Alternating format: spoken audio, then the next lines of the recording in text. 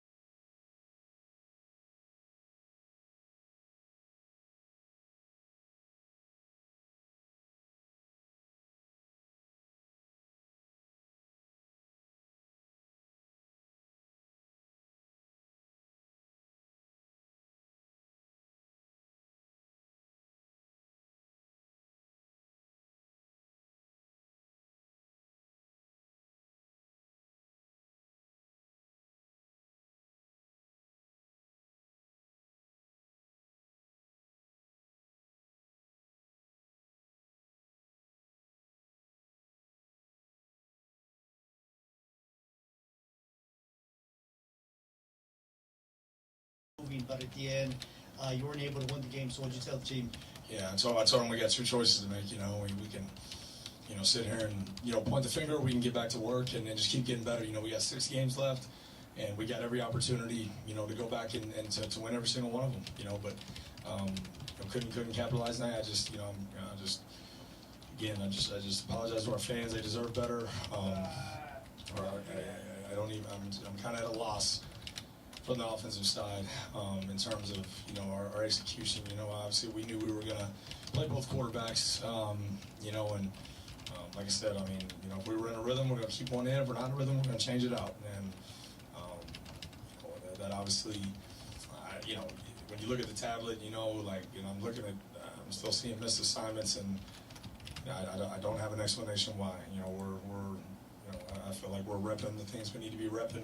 We self-scouted ourselves. We, you know, looked at, you know, our practices and you know, everything that we did, you know, that we called tonight, we repped over and over again. And for some reason, you know, unbeknownst to me, you know, we still have missed assignments. So we got to coach better. We got to play better. I got to do a better job as a head football coach. Defensively, very proud.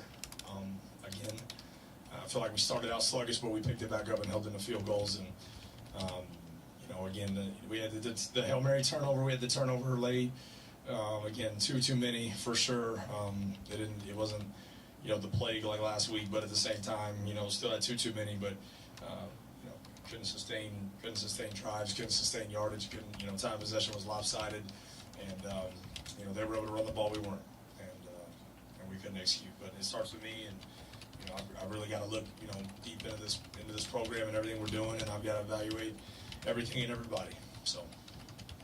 Scotty, Malachi Nelson had started the first 5 games at quarterback. Take us through your thought process in Skylar getting the start tonight. Yep, I sat both of them down after the La Tech game, and you know, talked about what I think both of their strengths were, and then I talked about the gaps that I felt like both of them needed to close, and I felt like Skylar closed those gaps in our preparation, and earned the right to start. And I told both of them that.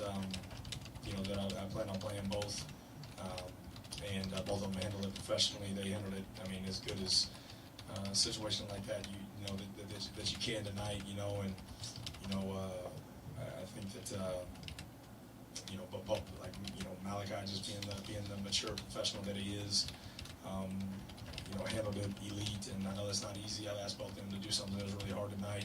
I didn't anticipate, honestly, going into the game that we were going to rotate that much. I thought that we would be in a rhythm, and one guy would take it over, and we kind of get a rhythm and ride with that guy, but that's not the way that unfolded.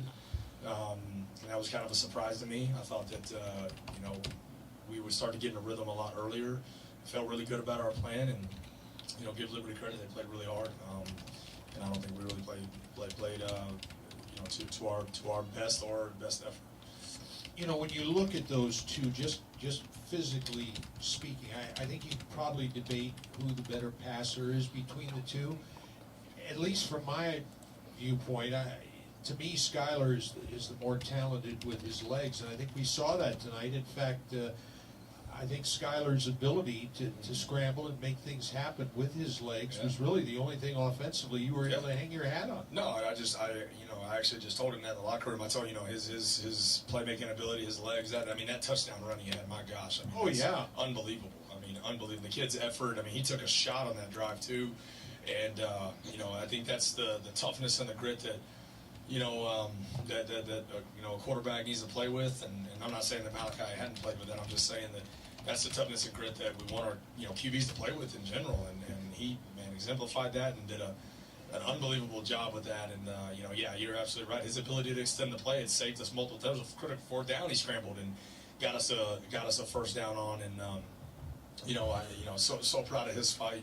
And then his mobility was the one spark and the only bright spot that we had on offense today. And then you followed it up with a 2-point play, and I guess now the Miners are sitting atop the nation with 4 2-point conversions. You've done well in that regard. Well, John, I appreciate that. I appreciate you pointing out something positive tonight for me, man. That's you know, maybe we're best in the country at something. That's good, or we're at least good at something, you know. But I am proud of our 2-point execution.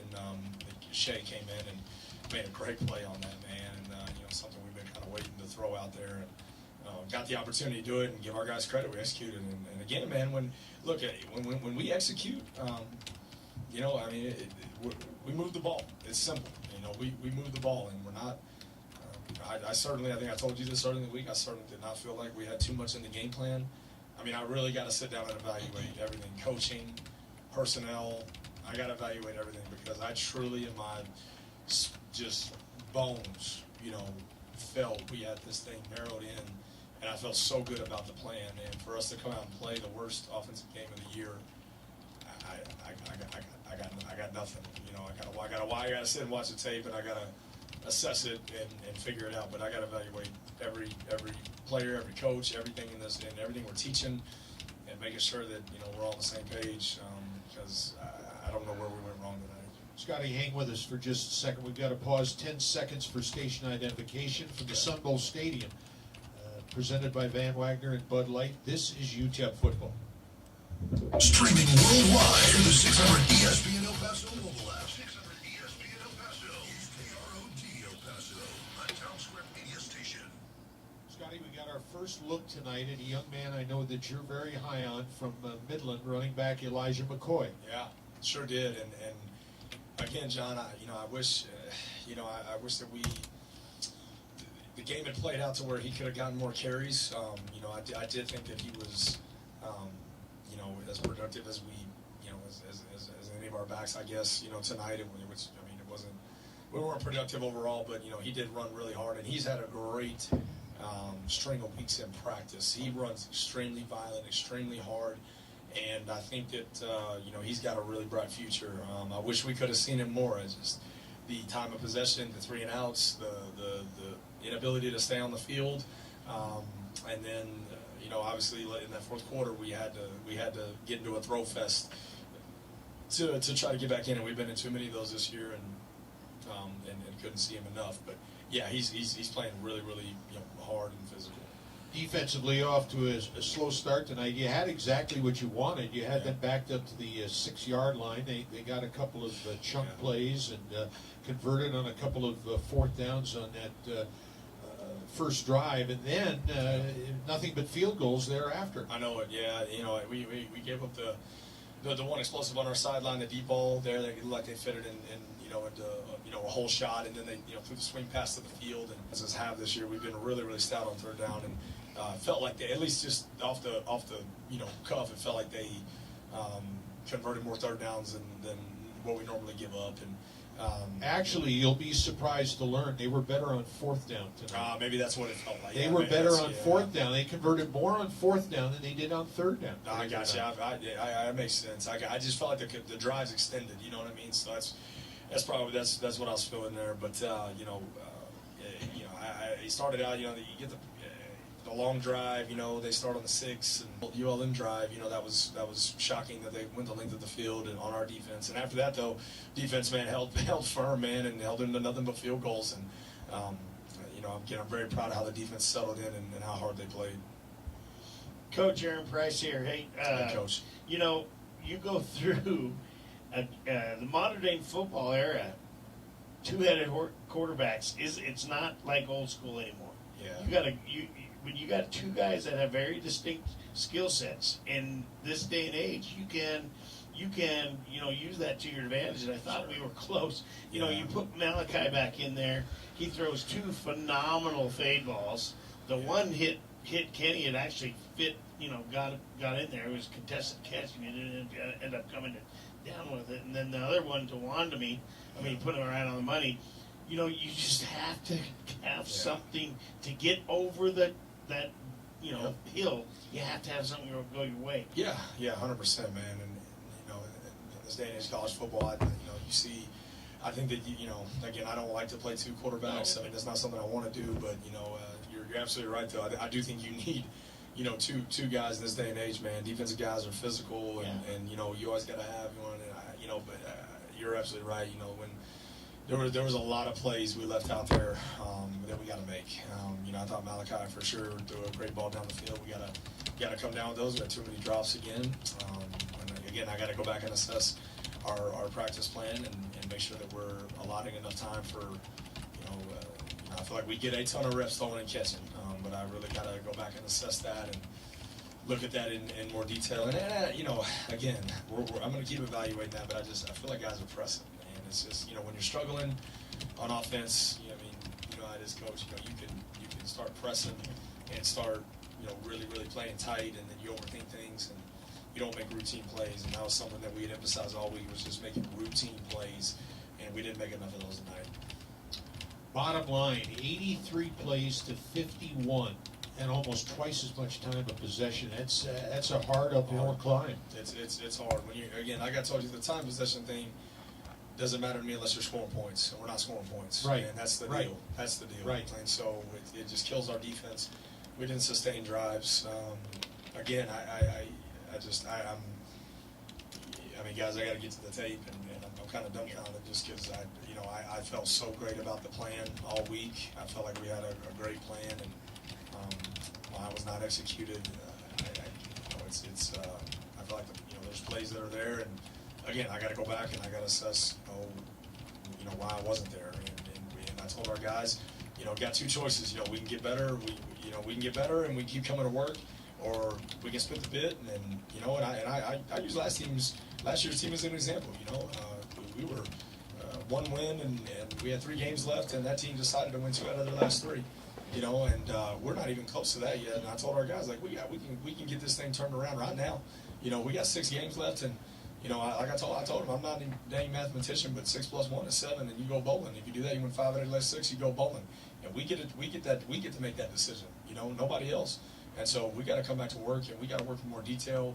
And again, I got to go back and evaluate everything we're doing and how we're doing it, and to get us back on track, because we've regressed on offense, and I really felt that we would make strides tonight. And All right, next up, Sam Houston. Miners get another wonderful opportunity a week from tonight to play in the great city of Houston. Yep. Going on the road in state rival, in CUSA, another midweek game. We got to flip the script here. We got to learn. We got to grow. We got to get better. We got to go on the road, and we got to be road warriors, man, to go get a big win on the road against a good football team. Scotty, thanks. We'll see you next week. And thanks, guys. Appreciate you. Thanks. All right, head coach Scotty Walden. Liberty defeats the Miners tonight by a final of 19-8. We'll take a timeout. We'll come back. We'll have some final comments. Wrap things up from the Sun Bowl Stadium as the Environmental Services Department locker room report continues. From Van Wagner, this is UTEP football. That's a wrap on today.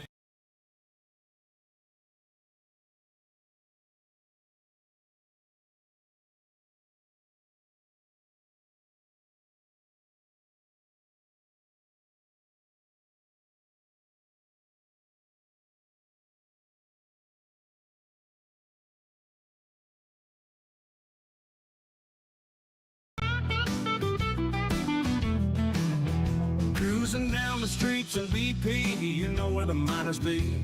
Tune in when the sun goes down, MinerTalk's the word in town.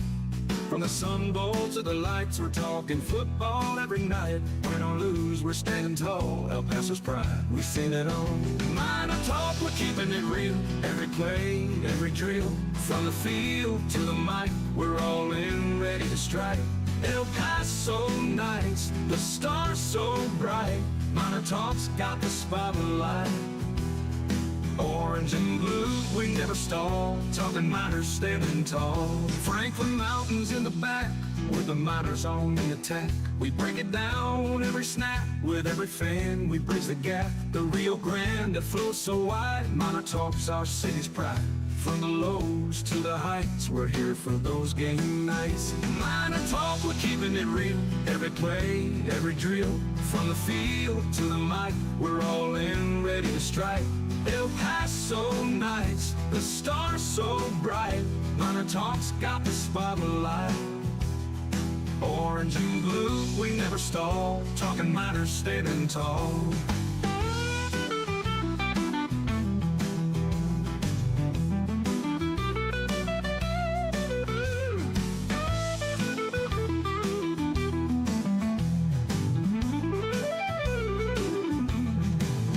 Shout out loud, the Miner crowd. Every voice, we make it proud. From the heart of El Paso, where every miners let them know. MinerTalk, we're keeping it real. Every play, every drill. From the field to the mic, we're all in, ready to strike. El Paso nights, the stars so bright. MinerTalk's got the spotlight. Orange and blue, we never stall. Talking miners standing tall.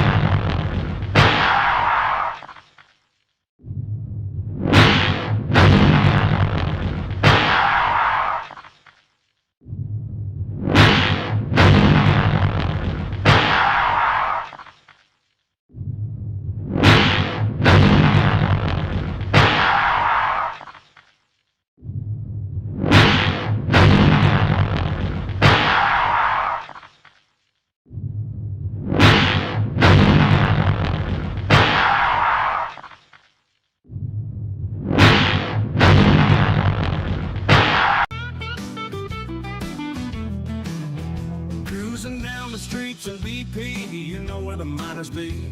Tune in when the sun goes down, Miner Talk's the word in town. From the Sun Bowl to the lights, we're talking football every night. Win or lose, we're standing tall. El Paso's pride, we sing it on. Miner Talk, we're keeping it real. Every play, every drill. From the field to the mic, we're all in, ready to strike. El Paso nights, the stars so bright. Miner Talk's got the spotlight.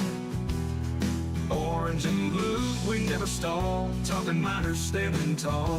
Franklin Mountains in the back, with the miners on the attack. We break it down every snap. With every fan, we bridge the gap. The Rio Grande that flows so wide. Miner Talk's our city's pride. From the lows to the heights, we're here for those game nights. Miner Talk, we're keeping it real. Every play, every drill. From the field to the mic, we're all in, ready to strike. El Paso nights, the stars so bright. Miner Talk's got the spotlight. Orange and blue, we never stall. Talking miners standing tall.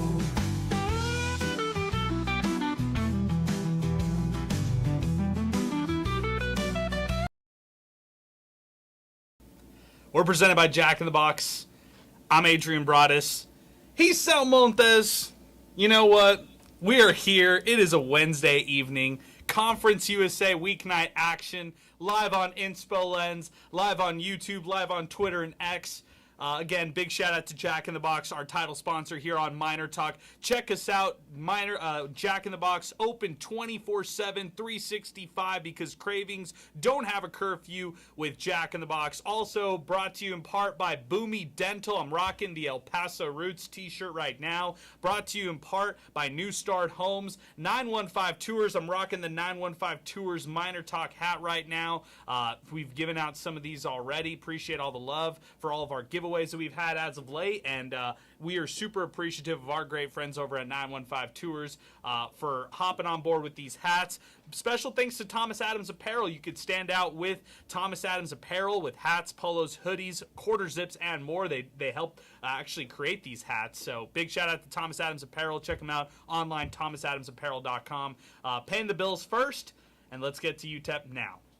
You know, I do this, and I've done this with Sal since 2019, and I do this almost as a rite of passage.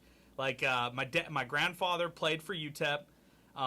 He was a professor at UTEP. He played offensive line with the Miners. He won a Sun Bowl with the Miners, by the way, in the 50s. So grandfather played for the Miners. Dad was a lifelong Miner fan. So naturally, I grew up watching all the UTEP football games. So this was like the rite of passage, right? Like doing MinerTalk, covering this team for as long as I've had, 10 years. This is year 10, covering UTEP football and UTEP athletics. This goes down there as one of the toughest home losses to ever witness in person. Just 9,000 fans in attendance for a Wednesday game. Wednesdays are tough. I get it, right? Okay, take that aside. Offense looked anemic. 6 straight possessions, not counting the interception at the end of the first half where they went 3 and out. Going into the fourth quarter with just 66 total yards of offense. Being outscored 19-0 going into the fourth quarter when, the game was over. It was not a close game at all. Offense played horrible. Before the game, you had these antics. Okay, you got, Skylar Locklear in as a starting quarterback over Malachi Nelson, the prize decorated recruit that hasn't worked out here over the last couple weeks. And you're gonna roll the dice and you're gonna say, okay, let's do it. Let's roll out with Skylar Locklear. And then after just 2-3 series, back to Malachi Nelson. Didn't work out there. Didn't work out with Locklear. Didn't work out with Nelson tonight. Didn't work out with anybody. The offense was horrible. Horrible offense. Defense continues to show up week in, week out. This team, I'm done. I'm waving the white flag. I'm out on the 2025 season. I'm out. I'm out on this team, Sal. And tonight was a prime indication as to why. It's like each game gets tougher to watch at this point. I don't even think it's a matter of skill anymore. Even though, let's say you just line them up with Sam Houston, skill on par or not, doesn't matter. It's not that far off, but they're just not even in it, man. You see the body language of this team, see the body language of some others on the sidelines, and it's like, to me, when I look at it, especially on national TV today, I'm not the only one who saw this. Check Twitter, it's all over too, but people were mentioning how checked out this team looked. Like they couldn't wait for this game to be over, kind of just going through the motions, and it was disgraceful. That's to say the least. It was. It really was. And, I don't feel bad for the fans because if you're going to a weeknight Wednesday game, UTEP taking on Liberty, you know what you're getting into. You know exactly what you're getting yourself into, okay? I don't feel bad for the offense because the offense has had its chances. You know who I feel bad for? I feel bad for the defense, and I feel bad for the seniors and the graduate players who are on this team playing their final year of college football. That's what I feel bad for because the defense is showing up. Like Micah Davey is trying his ass off at the linebacker position. Jaden Wilson is growing in front of our eyes from Austin High School at the linebacker spot as well. Like he's filling in for a role that he shouldn't have been in really this year. He was going to play this year, right? Jaden Wilson, Austin High School standout, transferred over from New Mexico, playing for the Miners now, his hometown team. He was going to play no matter what, but he was thrown into a starting role after Garrett Hawkins and Joshua Rudolph out for the year due to injuries, right? Like these guys were going to play, no doubt about guys like Jaden Wilson was going to play, no doubt about it. But, for him to finish off with a career-high 16 tackles tonight, Neil Campbell, the way he's playing, you're taking a year of Neil Campbell for granted. I was watching him closely tonight. He only allowed 1 catch against the receiver he was going up against, played outstanding football, and that catch was early in the fourth quarter. Other than that, finishes the day with 14 total tackles. Micah Davey, 12 total tackles and a tackle for loss. They're getting play from some of these guys. I feel bad for those guys. Like, those are the guys I feel for right now. I feel for some of the graduate players who haven't had a chance to step foot on the field, and I feel for the players on this team who had higher hopes for this season. But, Sal, that's where we start off MinerTalk. I went into the year trying to hush those high expectations, but the expectations went higher than I ever thought. From the national media, from local fans, from fans all over the country, from fans who don't even root for UTEP but jumped on board of the Scotty Walden train.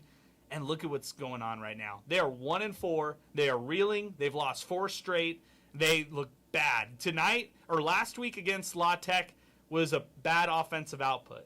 Against Louisiana Monroe, okay, they tried to rally back in the fourth quarter, right? Threw up some garbage time touchdowns.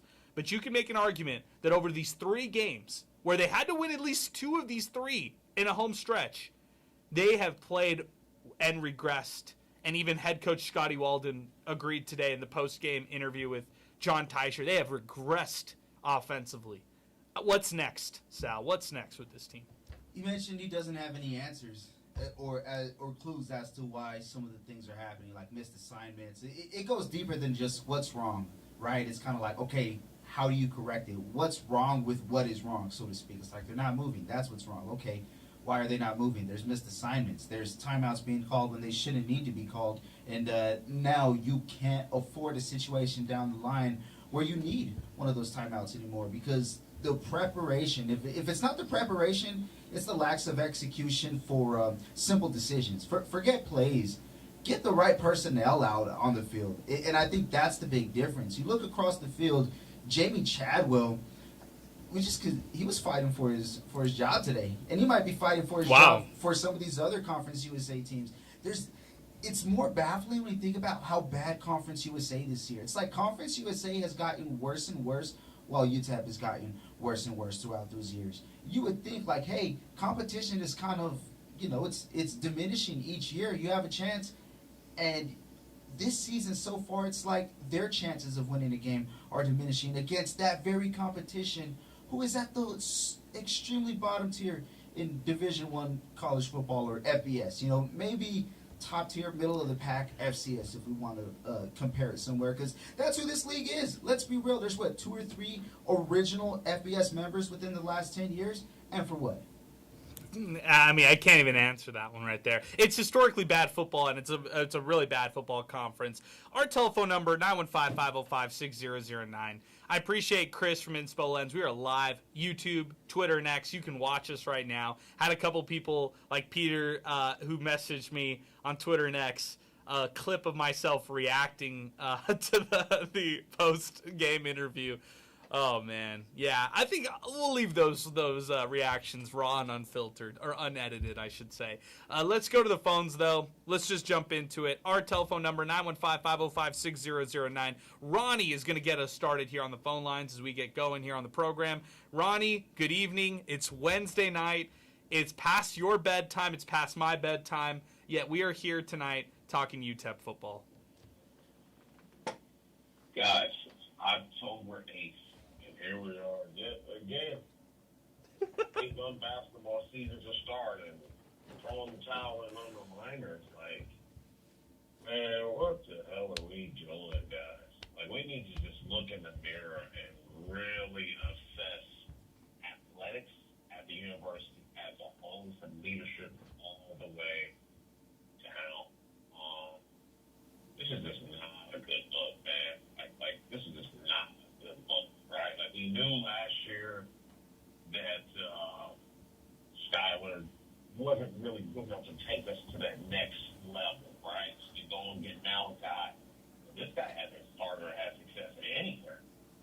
Like, there's not one school this guy went to and had success and started. I mean, at this point, I don't know if this guy could, I don't know where he can send this guy where he has success. And it's like, to listen to Scotty act like, we still got 5 more games or 6 more games, whatever it is, and it's not over, and we just got to keep fighting and the same blah, blah, blah. But it's like, come on, dude. Like, these are college kids.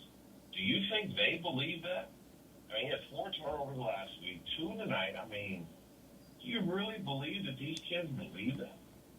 Like, I mean, we live in a portal era now where you either go and get yours and get out, or you're not good enough, and the coach has to basically put you out there and go get somebody. Like, there is no such thing as let's just keep fighting and it's going to work itself out, and I got to go back to the drawing board. Either the guys you have are good enough, and somebody else is a higher level wants it, because you're winning and they're doing what they're supposed to do, or they're not good enough, and you're losing, and nobody wants them, including yourself. I mean, that's just the reality of college sports. Like, we got to, at our so we got to just put our nose to the grind, and, an old cliche and whatever you want to say. Come on, dog. That's dead after week 3. You either got some dudes on the roster, or you got some guns on the roster. It's simple as that. And I just don't think, Ronnie, I just don't think offensively they have it. Like, you can make the injury excuses all you want, but this offseason, this coaching staff, this team was adamant that they had depth, that they had skill position players that were going to take a level up from last year. And look at what the output has been through these last 3 games offensively, right? Like, you know, you're coming from behind in garbage time against Louisiana Monroe. You put up 11 points against La Tech and 8 tonight against Liberty. Like what? Make that make sense. We don't even have a quarterback yet, guys. We're still in year 2 of the Scotty Warren era, and we don't have a guy that we say, okay, this is the guy that's going to be Scotty's quarterback. He gets eye on his heel for the rest of his duration of his contract. He doesn't have that guy yet. He didn't have that guy.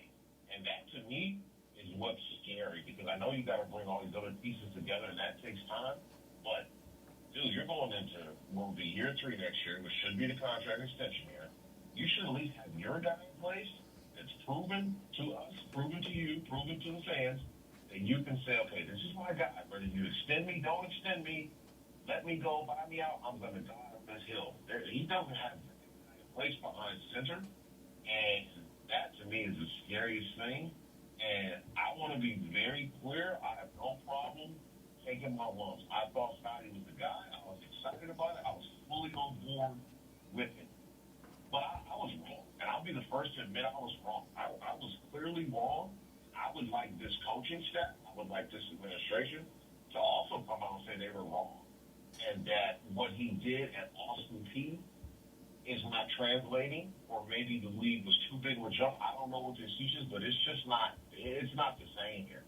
It's not the same. And we saw this last year when obviously he brought a predominantly large portion of his players, and they just could not get it done. And like Saul said, not so great, not be nice CUSA league, and here we are. We still don't have the guy. Think about this, guys.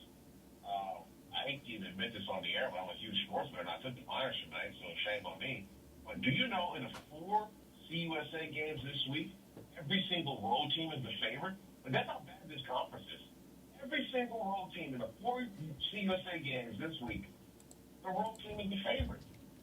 It's like, if you can't win in this league, your home games, so to hear Tice and his counterparts say, oh, the Miners got to get out of town and eliminate distractions. What distractions, dude? The ones in your head. What distractions are we talking about? Because like, there's not much going on that's distracting you from playing the solid brand of football. And we just don't have the guys. Like, we're really saying, hey, the best thing for Myers to do right now is get out of town, go sleep in a hotel bed somewhere, eat some crappy continental breakfast, travel across the state. If that's our solution, we need to go back to the drawing board from administrators all the way down, because clearly no team has ever said that's going to get us right. People are usually dying to have a home game, to sleep in their own bed, to eat in their own cafeteria or whatever it may be, their own nutritionist. But to say we got to get out of town and we got to sleep in these crappy hotel beds and eat this crappy food and travel across the country or across the state to eliminate distractions, like, dude, this is El Paso. This ain't freaking Louisiana, where it's just a non-stop, and we're a top, 5 program in the distractions to keep these guys from getting in the playbook and playing with some pride and some true emphasis. No, that's a really good point. No, and you deserved it, Ronnie. You deserved the long rant. Anybody who puts money on UTEP on a weeknight game like this deserves a long rant here on the program. I appreciate your phone call, man. Thank you for weighing in. Thank you for calling in late with us. I hear your frustrations, and you, like a lot of other Miner fans out there, were very disappointed in the loss of words. But Sal, all the road teams favorite in CUSA. I'm looking at it right now. La Tech favorite against Kennesaw tomorrow. Same with Jacksonville State, favorites on the road against Sam Houston. 0-5, by the way, in Houston, and that's UTEP's opponent next week. And then tonight, Missouri State favorites against Middle Tennessee, and they won. That's an FCS program making the jump to FBS. And oh, by the way, UTEP goes on the road and takes on Missouri State later this year. And guess what?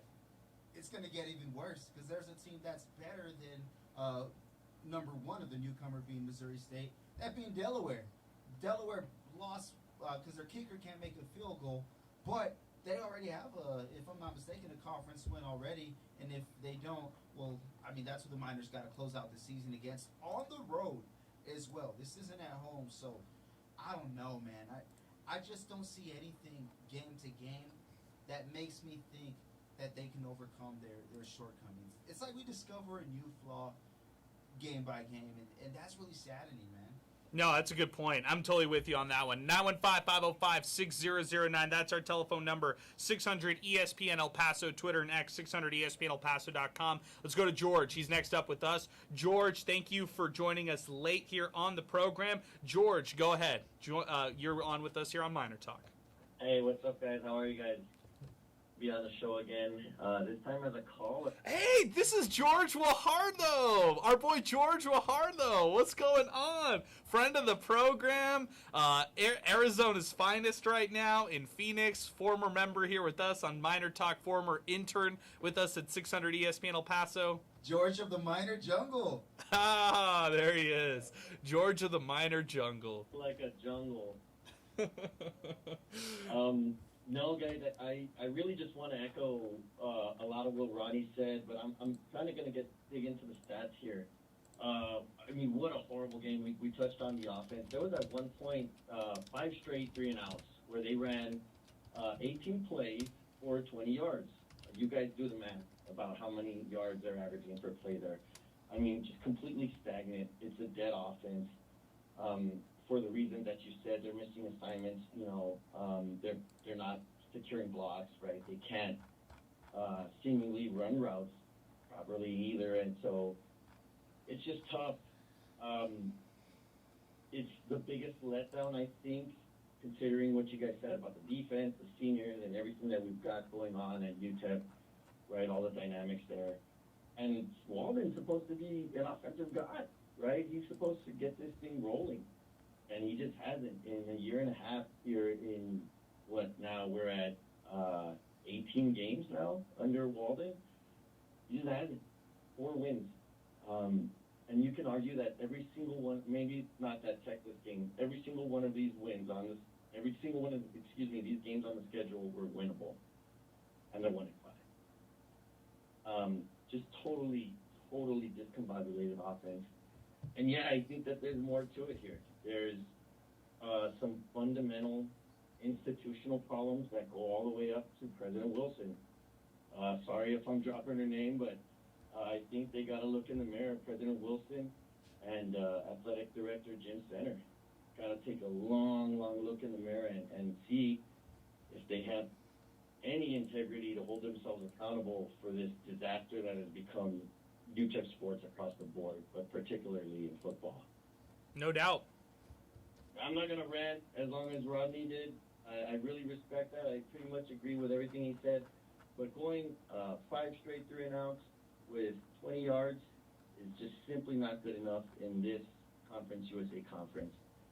And I just really want to hear the nitty-gritty about why y'all think this offense is so bad.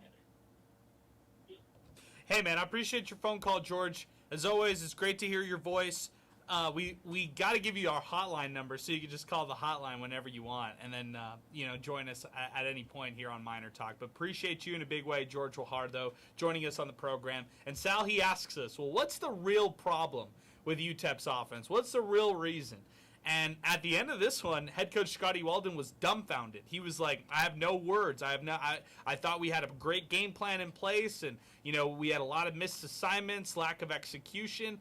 And maybe it is a little bit of pressing, right? Maybe it is a little bit of UTEP kind of realizing, we're down. We haven't had success.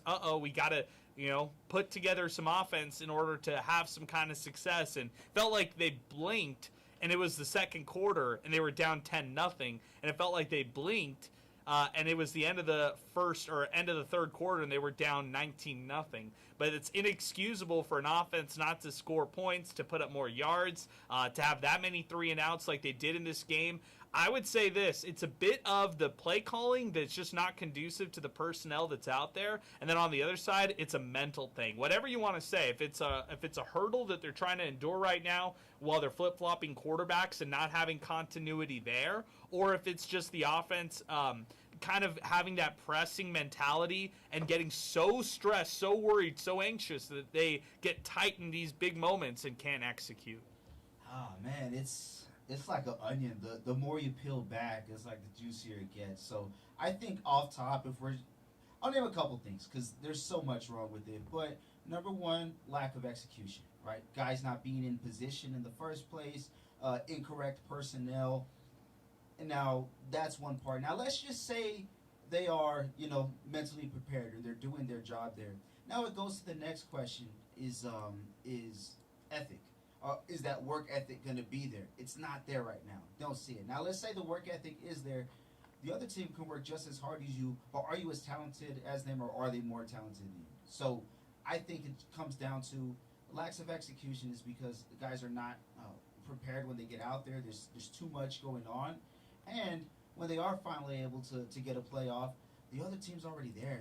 They know what's coming. UTEP is being predictable right now. There's a whole lot, Adrian, but I think it's lack of skill and a team that is not mentally tough. Fair. For the guys that you're putting out there that are not executing, but you're consistently, trying to put a square, in a round hole. What about that depth that we're talking about then? At what point are we going to see some more of that? Or is it because you don't believe those guys are up to the standard of what you want to put out there? And if that is the case, what is all that depth talk about in the first place? For next year? Or for the transfer portal? Or like for a Mountain West schedule that's going to lend itself much more difficult than this year's schedule, especially this run right here? You had Louisiana Monroe at home, you had La Tech at home, you had Liberty at home, and you went 0 for 3. Like, we were talking before this, after the Texas game, wow, can they steal 2 of 3 and put themselves in a real position for a bowl game? Can they win 1 of 3 and just put themselves in a good position going into the month of October? They go 0 for 3. That's just the reality. I mean, that's what has to set in if you're UTEP right now. 915-505-6009. Jake is going to join us next on the program. We just freed up one phone line. Give us a call if you want to join us here on the program. 915-505-6009. Hey, I got you, Sal. I got you on the mic. There you go. No worries. Jake is going to join us next here on the program. Jake, good evening, man. What's going on? Hey, what's up, Adrian? How you doing, man? I'm doing all right, Jake. What did you think of this game? Not to be hyperbolic or anything, but I've seen enough. If you back up in the car in the parking lot once, you got unlucky. If you do it again, you're a bad driver. And I've seen enough of the Scotty Walden play calling. It's pretty abysmal, man. And to hear him say that he likes his game plan and hear him talking about bowl games it's just like embarrassing. Like, if I was a defensive player for UTEP, I'd be livid. It's so stagnant, running the ball on 3rd and long when we get no push up front. It's horrendous. And honestly, it goes back to what the guys were saying earlier about firing center. The UTEP athletic program really got to look itself in the face and really question what they've been doing the past couple of years. They could have had Mac Leftwich. They could have, gone in the right direction, and they just gone in the wrong direction. And one thing I'll say that's it's a joke, but it's true. If I was Scotty Walden in the UTEP program, I would drive down to Viscount, try to rob the GCU bank, and back up the Brinks truck to convince Jake Fetty to forego his stay at Arizona State and come to UTEP. But honestly, let's just be real right here, Jake. Because I'm laughing back here, but let's be honest, right? Would any quarterback flip make a difference? Like, I don't know. I honestly, this 2025 offense might not be conducive to any quarterback that's on that roster right now, including Cade McConnell, including Shea Smith, including Chad Warner, the freshman who hasn't, obviously seen the field at all this year. But I don't know if any of these quarterbacks can have success in an offense that is ran like what it was today. I mean, no running attack whatsoever. They tried to dig deep with a couple different players, like throwing Marquez Taylor out there, throwing, of course, Hassan Wilson got the start, but Ashton Emery on short yardage situations, and then even Elijah McCoy, the true freshman, got nothing out of the run game. Like, does the quarterback make even a difference? Like, all jokes aside with Jake Fetty? I mean, it's just like would change or help. Like, I can't believe what we're watching, honestly. And it's crazy because back in the center and the Sean Cougar days, it's our defense that was always abysmal, and then our offense could get going. Of course, it helps having an NFL running back on the team, so on and so forth. But it's just like you could ask any middle schooler that plays NCAA, hey sir, it's 3rd and 6. What's the play call? All of them would say, we're not running the ball. But Scotty Walden, he's insisting on running the ball on 3rd and long. It drives me insane. I'm just like, what are you watching in film? Agreed. Jake, spot on, man. I appreciate your phone call, man. Thank you for weighing in. Thanks for calling in here on the program with us here on a late night, and for voicing your opinions on UTEP football. Liberty defeats UTEP 19-8. We're presented by Jack in the Box. Let's keep it moving. 915-505-6009. A couple more callers to get to. Aaron and then Brian. We just freed up a phone line. If you've been trying to weigh in, give us a call now. 915-505-6009. Aaron, joining us from Phoenix, Arizona. What's going on, Aaron? Hey, Adrian, appreciate you having me on the show. Just want to say you guys are doing a great job covering the game and providing some news for the UTEP football team. Don't want to take up too much of your time. Just, as frustrated as everybody else can be with the performance of our team, I want to try to keep it positive. Scotty's second year with the program, so you always want to give a coach 40 years. But I don't even know if he makes it through the 3rd year. Obviously, we can't fire him in the 2nd year. Still trying to get things figured out. Totally get that. As far as our players go, defense always looks pretty good. They held up pretty well today. Offensively, this is the 2nd game where Coach Walden goes in post-game interview with John Teich and says that he has no answers. He's speechless, and that's not really a lot of confidence coming from your head coach when he says that back-to-back weeks. Honestly, the play calling is not the greatest, but at the same time, I really think it comes down to our players. I mean, if Davis Jr. makes that catch, oh my God, that turns the game around in the 3rd quarter. But does it, Jake? Was the game really that close? Yeah, when our defense holds the other team to 1 touchdown, and we score at least 1 touchdown in the 3rd quarter, late 3rd quarter, maybe that turns the game around with our defense, how they held up, and they didn't allow a single point in the 4th quarter. I think it turns it around.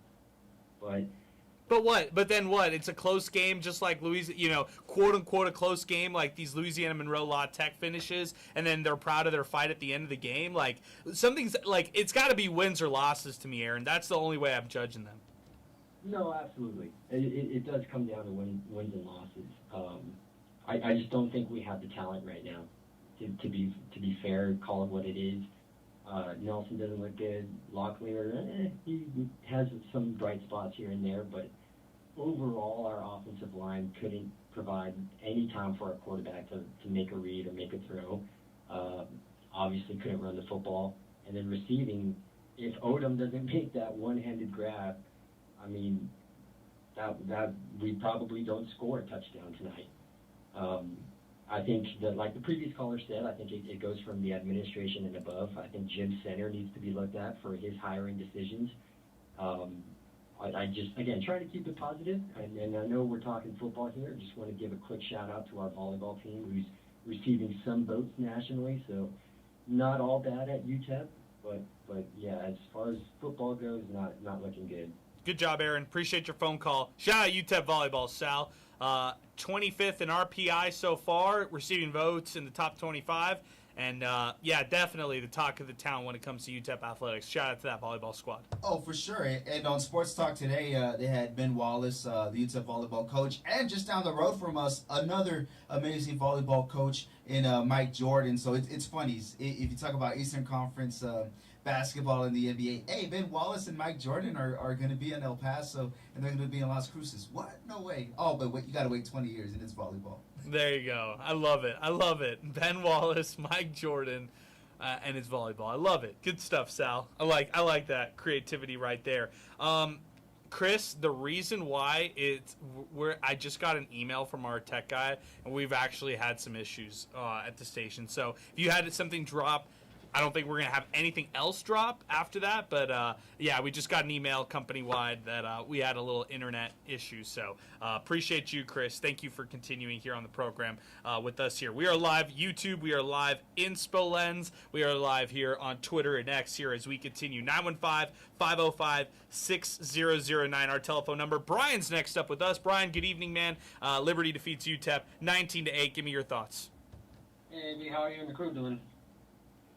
Hanging in, Brian. Hanging in. How are you? I don't blame you. You know, I'm not going to go on as much of a tangent as many other callers have, but there are so many factors that you can blame on this loss, like I mentioned last week and all that. Atrocious play calling, anemic offense, and even though a defense will hold on, it doesn't matter in the end when they just falls apart at the end. And, you know, this stems back to the quarterback issue. Nelson is not the caliber quarterback that we thought he was, and it's evident in how he plays in the last 4 for 10 with only minimal yards compared to Locklear.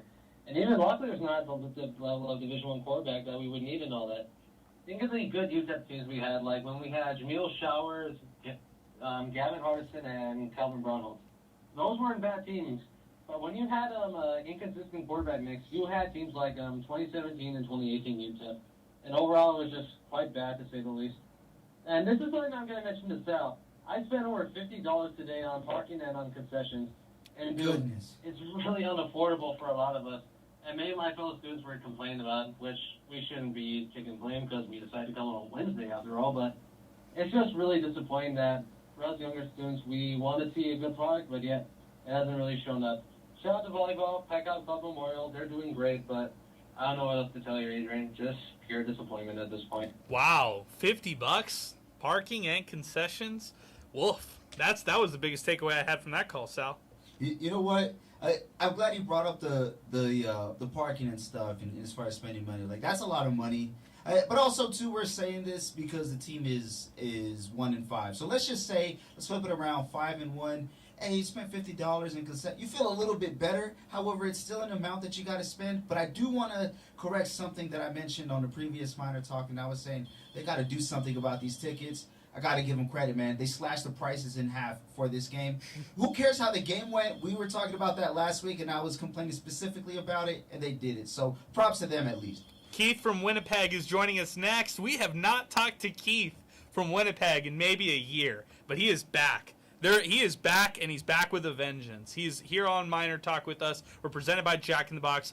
Keith, joining us all the way out in Winnipeg. What's going on, my man? Well, I was having a great day until I watched UTEP football today, unfortunately. Me too. I was actually, yeah. I'm just going to make this real quick. It's actually almost midnight here. I'll just enjoy listening to you guys. You know, it's like this. This is the worst UTEP football team, I think, in the history of UTEP football. I don't even think it even comes close. And the game tonight was disgusting. Now, if that's not a representation of the coaching staff, then I have no idea what it is. I mean, some of those players that were on the field, and I mean, so like 3 years ago, we could say we shouldn't talk down to players. These are just kids. But when now in the modern day NCAA sports, when they're considered semi-professional, I can call some of these kids out. And really, I mean, some of them are young adults. Their effort was disgusting. And then that might even be too good to even say on a player's behalf, because they actually might not even be that good is what I would like. I mean, I haven't watched them practice 24/7. Let's be honest. But I would think a 5-star quarterback at one point should maybe put a little bit of a bet. He just doesn't look very good. He looks disinterested. He's not a leader. And whoever gave him that 5-star quarterback should apologize to him, because he's labeled as a bust. And I mean, I have no idea what's going on with that quarterback going back and forth. I mean, you watch the broadcast. I think they were even surprised, even the first play of the game. They're, oh, wait a minute, he's not even in the game right now. I think that this coach fed this AD a bunch of lines to get him the job. That last caller, the 2 callers ago, they're saying he can't fire him now. No, he's done. You're going to the Mountain West, and all I'm going to do is leave you with this, UTEP fans, is that there's one coach that I think that we can get, and that's Bobby Petrino. He is currently head coach of Arkansas, and he won't be there. They already made it clear that he's just he's just taking that team the rest of the season. He's going to want to be a head coach. He now that he has his opportunity to show that he can still coach, and I expect him to do really well against Tennessee this weekend, his name is going to go up. But I don't think Florida's going to go after him. I don't really think if Penn State would even go after him. I think UTEP would be the perfect place for him, and that's my number 1 candidate going into next season because we have to move on. We're going to the Mountain West. This is supposed to be a big part of our future growth of the athletic program. We're going backwards, guys. Backwards. That's all I'm going to say. And have a good night. All right, good job, Keith, from Winnipeg. That's right, Canada. That's where he's joining us from as we continue here on Miner Talk. 915-505-6009. Let's just keep it moving. We've got Zay coming in here soon. He's joining us. He's going to join us from the press conference right after that. But now we've got our great friend, Alberto Reta, who's joining us from Denver. Alberto, I'm waving the white towel, the white flag. It's over for me. I'm done this year in 2025. The only thing I'm upset about with you is we don't have your voice drop to do our Come On Man segment that Chris here from Inspo Lens coined. So give me a good Come On Man, because that's what we need to do here to start off this segment or this call with you. Yes, I'm sorry. I do. That's on me. That's on me, folks. And I am sorry. But look, I'm just going to keep it short here. Look, Coach, I've agreed with all the callers so far before this, and really the only thing that I have to say is I'm not going to go into the stats of how ineffective the offense is. The caller before me said they tore it. He didn't say it, but he kind of said it. They tore into UTEP's offense on the CBS broadcast. And at the end of the day, at the end of the game, Scotty Walden's saying he just can't figure it out or he just doesn't understand. It's like, dude, take a step back. You've never called plays at this level. You've never led a whole team at this level. This is your first go at it. What Scotty Walden needs to do in order for the Miners to have success is hire an offensive play caller that has called plays at that level. There's nothing wrong with taking a step back and as a man saying, I'm in too deep. Maybe I can't do all of this at once. And also, you'd have a guy to show you the ropes. It's just, I think that Walden needs to make some changes, and I hope he does make them, because you need a guy on your staff who has done this before, called plays at that level, and is not a yes-man to you. The quarterbacks and all the skill positions adequately, because he has seen this at that high level. Something that you have not, and that's okay. But that's all I have, guys. I'll listen. Wait. One more Come On Man. Come on. You got to give me a Come On Man. Give it to me like a genuine. Like, take a deep breath. Give it to me as genuine as you can based on your feel and your emotion from this game. Come on, man. Oh, man. Oh, yeah, that's great. Okay, good stuff. Alberto Reta, our friend, he joined us here on the program, live from Denver. We got people from Phoenix, we got people from Winnipeg, we got people from Denver, and now we got Louis, who's joining us next on the phone lines, 915-505-6009. We got after him Milkman, and then Bobby, who's going to join us here next. Hang on with us, 915-505-6009. Before we get to Louis, let's pause 10 seconds for station identification. You're listening to Miner Talk, brought to you by Jack in the Box here on 600 ESPN El Paso. Streaming worldwide through the 600 ESPN El Paso mobile app. 600 ESPN El Paso is KROD El Paso. Media Station. We are live here in our River Oaks Property Schoolyard Sports Studios. MinerTalk presented by Jack in the Box, thinking way outside the box and open 24/7 because cravings don't have a curfew. Also brought to you in part by Boomy Dental. Visit them online at boomydental.com. I'm wearing my El Paso Roots t-shirt right now. Thomas Adams Apparel, a New Start Homes, 915 Tours, and the District Pub and Kitchen West. Let's go back to the phones. Louis is with us now. Louis, good evening. What's going on? Hey, what's up, gentlemen? Just going along with everybody's frustration. I saw these 3 games. I thought 2 out of 3 would be looking good, but we lost to Monroe, Tech, and Liberty. God help us next year when we play the Mountain West. It's just the play calling. I have to agree. Even CBS Sports was questioning his 2 runs on 4th down. I'm like, he hadn't worked all game. Why would he work then? So I kind of agree with the other callers that maybe he's punching above his level right now. I worked at the FDF level, but it's not working at our level. I mean, it's just not there. So I just want to hear your take on, he keeps apologizing to the fans. I think he should stop apologizing and start doing something. 3 games apologizing, and the crowd was pretty sad. So he's losing us. So we need something to change.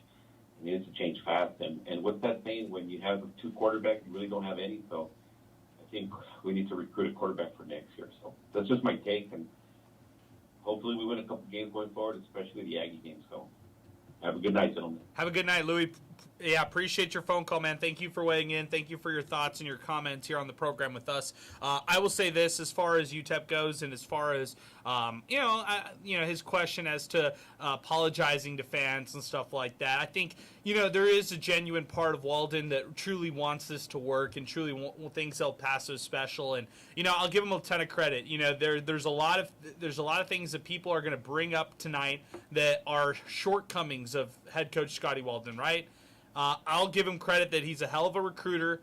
He's he's sold this program in a big way to not just the fan base, but the national media, people who talk about college football, who write about college football. Like, they are invested. They care about UTEP. People who've never cared before have cared now, and they're doing the right things externally, right? But internally and winning games on the football field, and which is how you're judged by. It's just they're not getting things done at this point here into year 2. And yeah, it's year 2, and it goes back to, I think Aaron said it earlier, you give them time. It's not just a quick decision after year 2, right, of any program out there. But I would disagree with something that Aaron had said from Arizona, talking about how you give a coach 4 years. I think in today's modern era of college football, somebody mentioned, Keith was talking about amateurism or almost professional sports, basically, with the way that name, image, likeness deals are thrown around and transfer portals thrown around. I think 4 years is interesting because there's no 4-year player, right? There's not a guy who you develop as a freshman and enter through his senior year, right? The average player across all of college football transfers 2-3 times. And so, you think about UTEP and you think about a 3-year, 4-year thing after year 1 in the Mountain West next year. You got to have a clear indication of where this is going, Sal. Like, that you have to understand, like, is this going up? Is this going sideways? Is this going south? And, Lutep Miner texted in the program, and I'll just simply ask you. It looks like, genuine question, was last year's team better than this year's team? And Lutep Miner was saying that it feels like this year they're going the wrong way. Yeah, because going towards that second half of the schedule, right, the Miners had some games. We know that they won those games. We don't got to shy away. 2 out of their last 3. But you could kind of feel that way throughout some of those games. They were hanging tough around this point in the year with some of those conference opponents.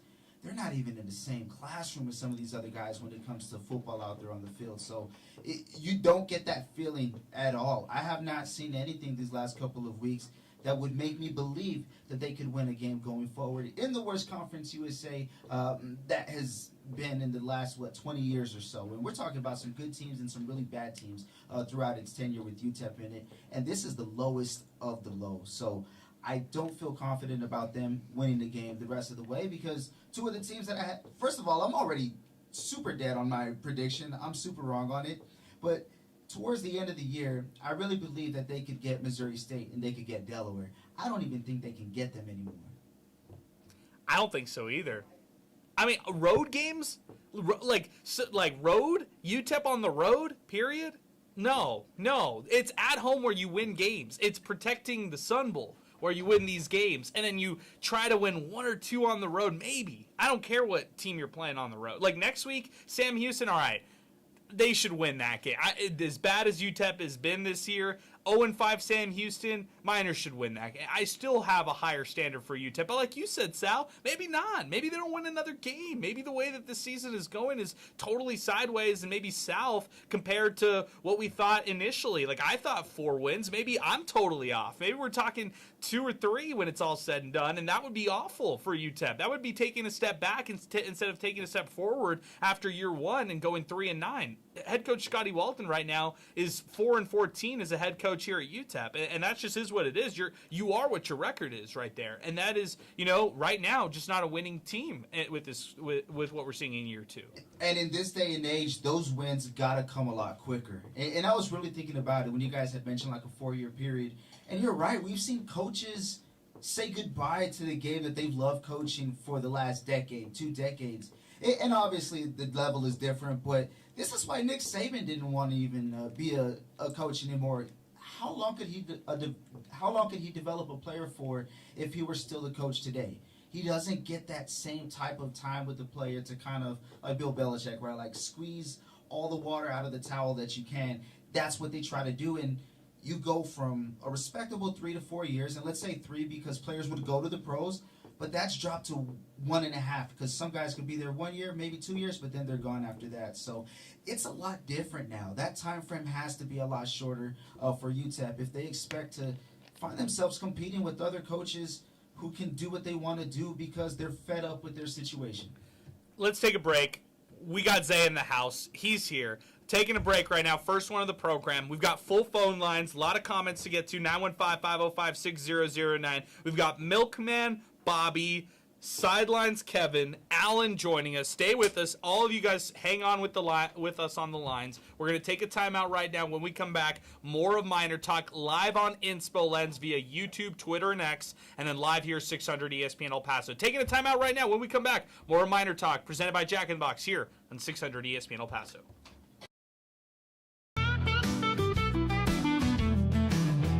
Cruising down the streets of BP, you know where the Miners be. Tune in when the sun goes down, Miner Talk's the word in town. From the Sun Bowl to the lights, we're talking football every night. Win or lose, we're standing tall, El Paso's pride, we sing it on. Miner Talk, we're keeping it real. Every play, every drill, from the field to the mic, we're all in, ready to strike. El Paso nights, the stars so bright. Miner Talk's got the spotlight. Orange and blue, we never stall. Talking Miners standing tall. Franklin Mountains in the back, with the Miners on the attack.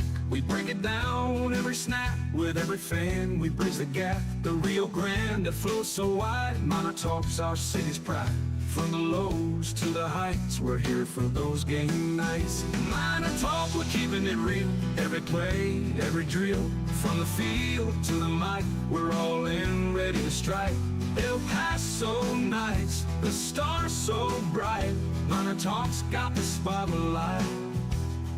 Orange and blue, we never stall. Talking Miners standing tall.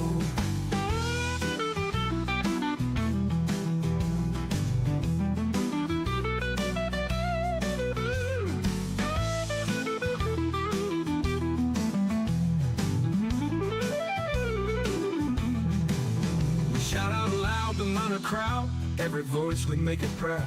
From the heart of El Paso, wherever Miners let them know. Miner Talk, we're keeping it real.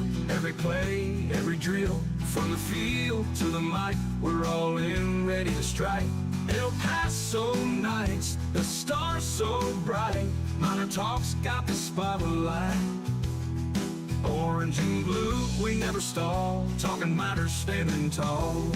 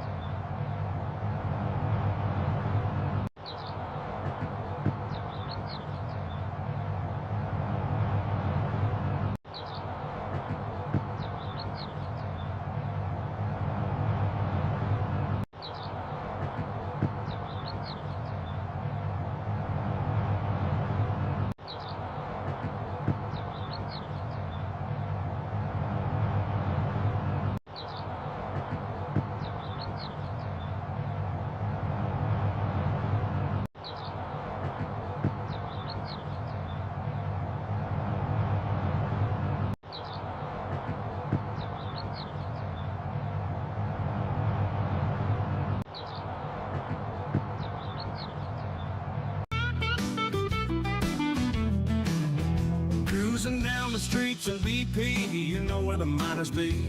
Tune in when the sun goes down, Miner Talk's the word in town. From the Sun Bowl to the lights, we're talking football every night. Win or lose, we're standing tall. El Paso's pride, we've seen it all.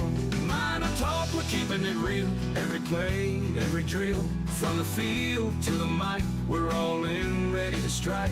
El Paso nights, the stars so bright. Miner Talk's got the spotlight. Orange and blue, we never stall. Talking Miners standing tall. Franklin Mountains in the back. Talk is here, presented by Jack in the Box. Also brought to you in part by Boomy Dental, Thomas Adams Apparel, the District Pub and Kitchen West, New Start Homes. Shout out to 915 Tours. We got the new Miner Talk hats in so far. And UTEP Zay is in the house. He was there in person.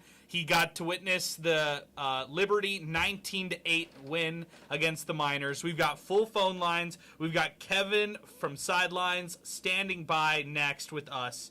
And Zay, I'm going to let you kick us off here in the next segment. Give me the full run on another Miner loss here on Miner Talk. Oh, man, I have so much to say. We have full phone lines, so I'll keep it kind of brief with this one. I mean, yeah, it's pretty similar to what everybody else has kind of said on this program. What do you think? This was just a really, really bad game. Like, it was a bad college football game. And I've seen some bad football, right? You know, I've covered high school football here. And, you know, when you're starting to cover high school football, you don't get the greatest games, right?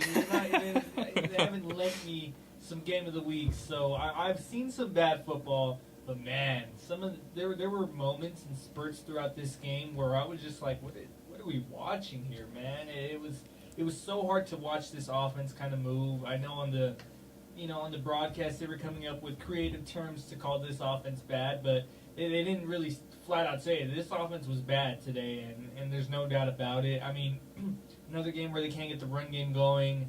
Another contest where we really have no idea who the quarterback is. I mean, it's flip-flopping back and forth, and just all in all, it was a tough thing to watch, and especially considering that this is this is like a carbon copy of Louisiana Tech almost. The defense really kept them in it, and UTEP genuinely had a shot somehow, despite having one of their worst offensive games probably like ever, at least from the eye test.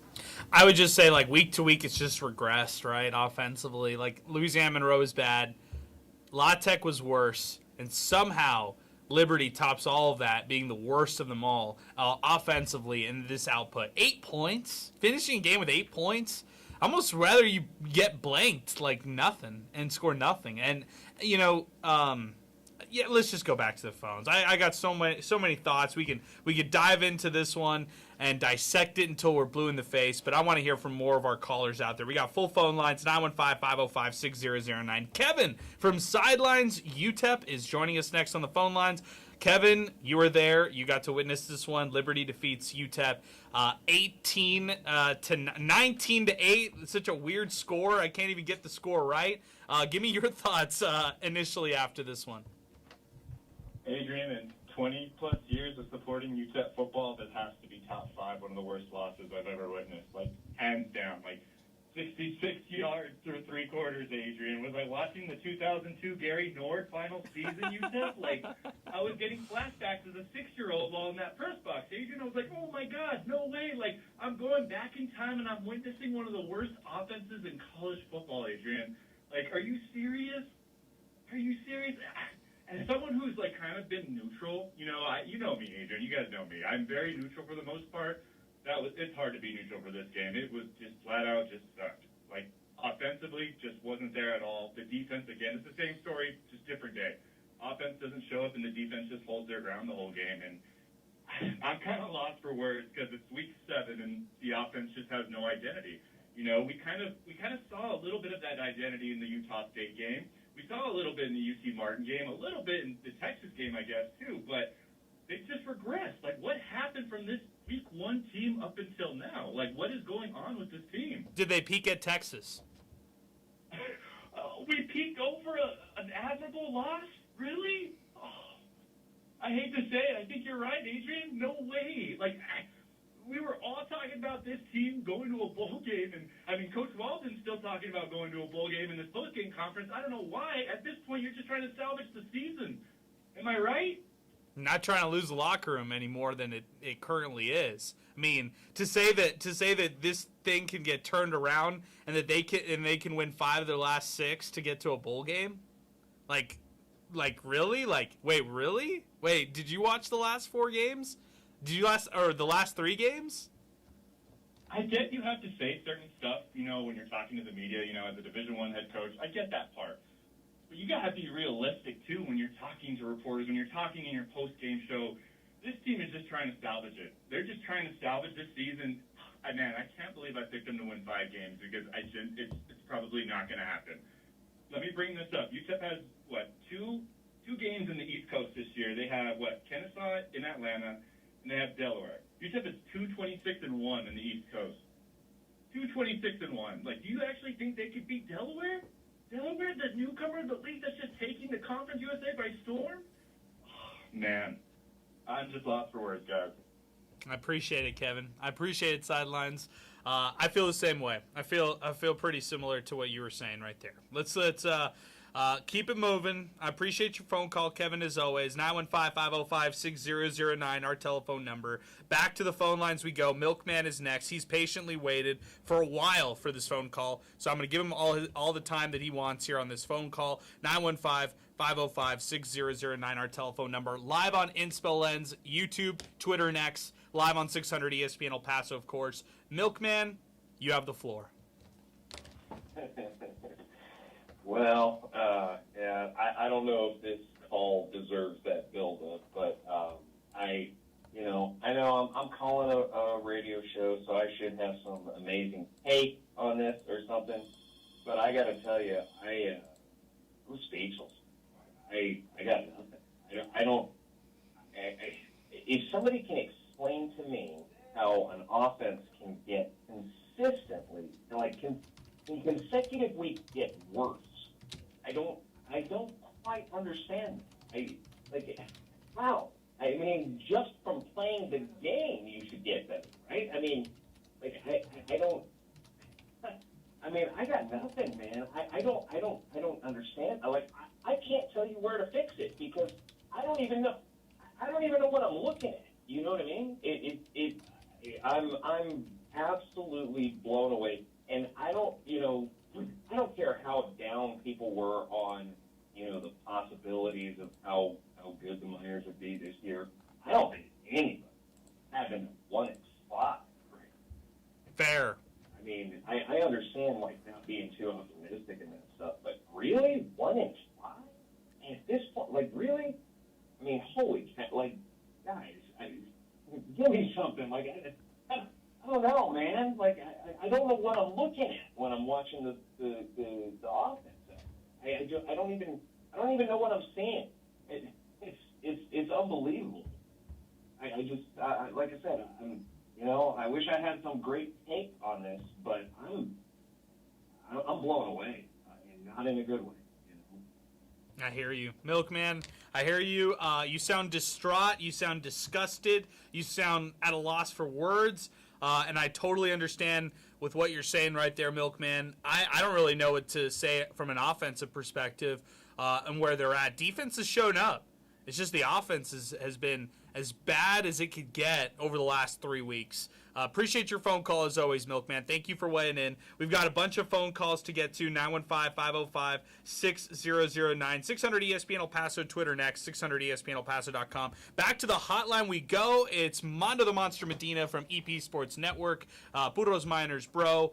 Sidelines for us here on the UTEP football broadcast. He is back with us here on the hotline with us here live on Inspo Lens, live on YouTube, live on Twitter next. And Mondo, we sit at the same position that we've been in over the last 2 weeks, and here we are, 3 straight home losses after this night against Liberty. Yeah, if it's kind of like if you would have told me after the Texas game that I was so impressed with the way the defense played. And by the way, we peaked at the UT Martin game. That's when the offense peaked. UT Martin, that's when they peaked week 2, which is bad. I'm not really going to bag on the offense because everybody's been doing that. I mean, because it is what it is. offense is just bad. The other thing I will say about the offense is, hey, everybody's played at quarterback except Cade. Let's get Cade a shot. Let's see what Cade can go out there and do. Honestly, I mean, we see Shea do stuff. We've seen everybody else. Skyler did when in the fourth quarter. He finally did something more like desperation. We've seen Malachi. Why not give Cade an opportunity to see what he can go out there and do? I'm just saying, and by the way, the last time we played Sam Houston, Cade was the quarterback, and they beat Sam Houston. So I'm just saying, I'm just throwing that out there. I mean, I'm just saying maybe give him that Cade a shot. I mean, you just see what it wouldn't make anything worse. That's what I'm going to say about the offense. Fair. The one number that does concern me, gentlemen, is 9,286. That is the attendance that was there tonight at the Sun Bowl. When was the last time that you guys can remember that there was under 10,000 people at the Sun Bowl, even for a weekday game?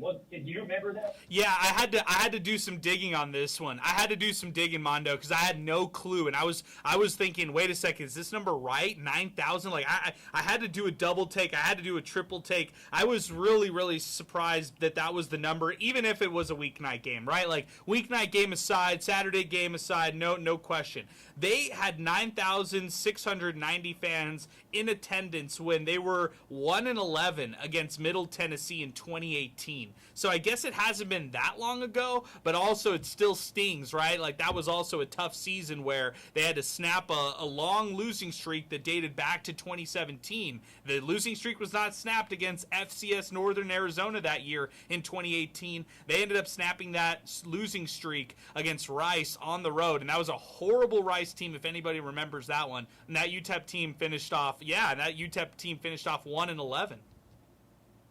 I remember that game. So I think that's for me, the most concerning is that obviously they've lost the city of El Paso. Like I told you, the city of El Paso gives you one shot. So now, like I said, I don't know how you fix this team. I mean, defensively, they're doing the best that they could. You talk about the fact that other than that first drive, I mean, they had to give position, but the rest of the game, they forced nothing but field goals. And it's unbelievable to me that when the fourth quarter started with the team had net 0 yards in the third quarter, they're still in this game because of the defense. And then they go on the run, and then the team gets all hyped up, but then all everybody has to do is put together one good drive, and they did, and they end up winning the game.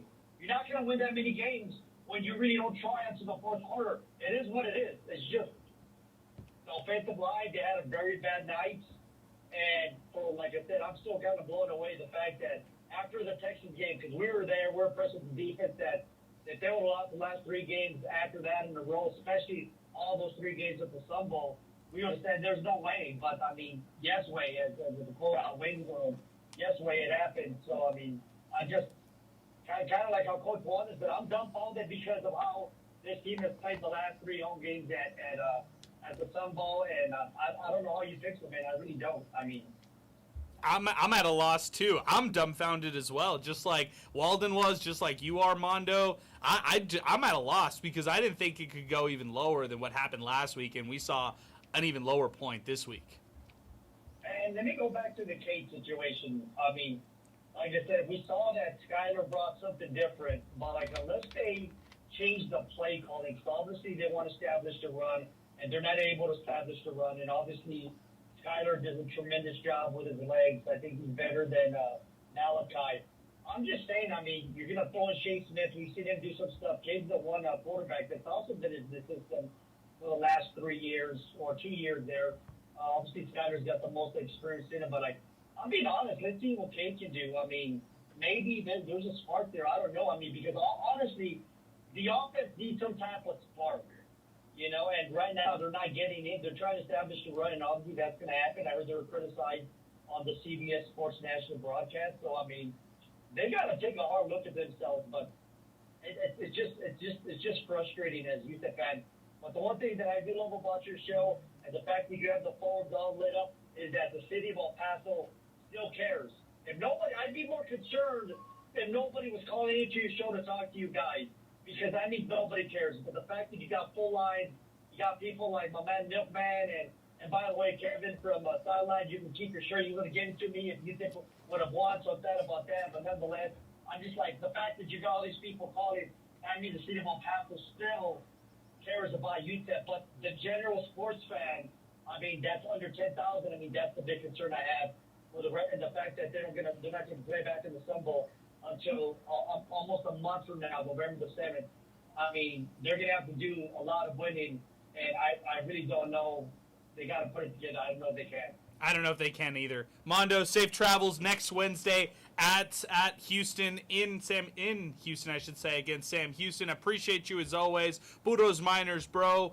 EP Sports Network, and of course you hear Mondo the Monster Medina with us on UTEP football broadcasts as a sideline reporter as we continue. Really appreciate you, Mondo. Thank you for weighing in. And yeah, I mean, we got full phone lines. Definitely blessed for that. Appreciate everybody hanging with us, wanting to voice their thoughts. Appreciate people still caring about this show as always. Appreciate people watching us live on Inspo Lens. I'm looking at it right now. It's insane. It's like we almost have 400 people watching us live here. It's a Wednesday night.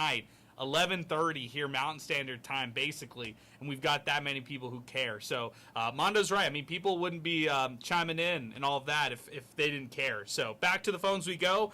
It's Bobby who's joining us next. He's been waiting very, very patiently. Bobby has almost stayed on with us for 30 minutes, so appreciate you, Bobby. Thanks for weighing in on the program. Go ahead. You just go right ahead on your thoughts for UTEP. Oh, thank you very much, Adrian. I appreciate it, man. I finally, like Zach Galifianakis said, I'm at my wit's end. But I was backing coach. And let me start by saying I think he's a very good man. I think he's a great recruiter. I think he's a great motivator.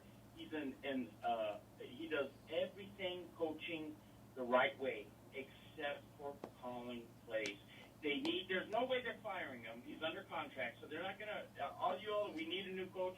That's not going to happen next year. But we need an offensive coordinator. They need somebody to be able to stand up to him and say, hey, coach, we're running this. Run, pass, punt, run, pass, punt, run, pass, punt. And I'm no offensive coordinator, but dang, I mean, and we're blaming the quarterbacks, but you and I, Adrian, could have handed off. We could have handed off and then faced 3rd and 7 and thrown an incomplete pass just as good. I mean, you put the quarterbacks in a hole like that, there's no way that they stand a chance. And we've got all these little Scotty Walden clones as assistant coaches that get all pumped up, and they're afraid to say, I mean, someone's got to set up coach. We know that team is terrible against the run. We've tried 2 series, and we haven't gotten 3 yards. Let's try something else. And until they get an offensive coordinator, I can't see anything. And it's just frustrating. I mean, it's just like there's high school football, and you know, Adrian, as much as anybody, there's high school football offensive coordinators that do a much, much more imaginative and I'm not saying trickery. I'm saying just set. I mean, we've got a pass to set up the run sometimes. You know, it's this run. And while we're on our Adrian, you know better than I do, our 4th or 5th string running back, right? For us to keep trying to run the ball, and then we open it up, and then all we heard is when Coach Walden was hired was that they're explosive offense, they're fast pass. They run. Where is that? It's frustrating. I hear you, man. I hear you. Bobby, I appreciate you, man. Any other thoughts here before we let you go here on the program? Yeah, I'm going to get you in I was saying engaging, but I'm sorry. Oh, man, that was the worst thing you could have said. I'm cutting you off right now. You're out here, Bobby. Get out of here, man. Come on. Bringing some fantasy football stuff with me and trying to ruin my night even more. Appreciate you, Bobby, as always. Thank you for weighing in. 915-505-6009. Alan's next with us. Alan, good evening. What's going on? Hey, what's going on? Hey, I've been watching the Miners since I was 7 years old. And today, with 77 yards or 80 yards total offense, I don't know. UTEP needs to decide if they want to play with the big boys or not. If they want to play with the big boys, you better put some money out there and start putting money out there so you play the big boys. If not, drop the Division II and bring baseball and men's soccer in. Because the way they're going right now, like everybody's talking, they're not going to win. This is frustrating. I'm at a loss of words just like everybody else is. I'm embarrassed. 77 yards? You're at NCAA's one team, 77 offensive yards? Bad stuff, man. I mean, Alan, like they went into the fourth quarter with 66 total yards of offense. They ended the game 167 total yards, but 56 on the ground. Only 57 on the ground, and I think that's one of the big ones where you got to get more production in the ground game if you're UTEP. And I got one more point if I can say it. The best quarterback on the team is not even playing. Gabe McConnell is the best quarterback on the team, and he's not even playing. I hear you, man. Alan, I appreciate your phone call. Thank you for weighing in. I feel like I'm the most biased guy whenever I talk about Cade, so I try to tread lightly with all of that kind of conversation right there. Zay, I'm going to let you react to some of the calls that we had. You go ahead. Give me some of your reactions because I'm sure you have a lot of thoughts on UTEP. Yeah, I think, back here, on the Cade situation, I think it's Skylar. I think it should be Skylar no matter what. We haven't seen any Cade, so I do think he deserves an opportunity, but the timing just isn't there. I think that they're at a crossroads, and sure, I wouldn't mind seeing a guy like Cade or Shea, but no, right? You have Malachi Nelson, you have Skylar Locklear. You got to stick with one of these guys. You can't be going rotation with quarterbacks. That's you're not going to win football games doing that, So I think that when it comes to that quarterback situation, I know that he threw a couple of picks today, but it's got to be Skylar. He's giving you, I guess, the most boost offensively, if that's what you want to call it. But at the end of the day, UTEP's not going to win any football games if they can't run the ball. That's the big thing.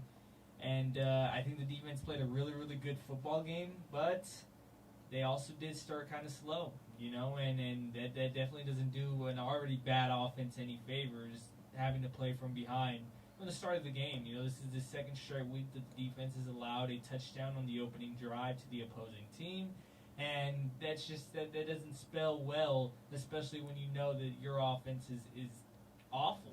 It's awful. It's been awful. It is awful, and yeah, it has regressed a lot, and a lot of that some of that has to do with the injuries that this team has had, and I don't think that wide receiver core really was as deep as that coaching staff would have hoped, because really nobody has stood out, I thought maybe Wadami Davis would have maybe jumped out to you, but he really hasn't. It's been really only Kenny Odom, who didn't even look amazingly as I would have expected these past couple of games. I think teams have kind of schemed against him, and I think that the rest of that receiving core, nobody has really jumped out to be that big dog, had a consistent stretch of games, so I think that the running back room was not as good as we thought. The receiving room was not as good as we thought. And the offensive line isn't great, but I don't think you can put it all on them. And you really can't put it all on the quarterback, whoever it is, either. This is a full – the coaching staff is at fault. The team just isn't executing. This is bad football. It is. Simply put, it is. I'm with you. Good stuff, Zay. Let's do this. Let's take a timeout right now. When we come back, more Miner Talk. We're presented by Jack in the Box. Also brought to you in part by Thomas Adams Apparel. I'm rocking my Miner Talk hat that was made by Thomas Adams Apparel, locally made. It's brought to you by 915 Tours, but it was made by Thomas Adams Apparel. Rocking this one. They've got the Blue Blaze, Wee Fence, and Orange Swarm hats available online, thomasadamsapparel.com. Big shout out to them if you're looking to make any apparel, shirts, if you want to make any polos or hats for your business, your sports team, anything like that. Contact the great people, thomasadamsapparel.com. That's where you can learn more about them. And big shout out to our great friends over at Thomas Adams Apparel. Also, big shout out to our presenting sponsor here on Miner Talk, Jack in the Box. Open 24/7, 365. Jack in the Box. Cravings don't have a curfew over at Jack in the Box. Big shout out to them. We'll take a timeout right now. When we come back, more phone calls here, 915-505-6009 on Miner Talk as we continue.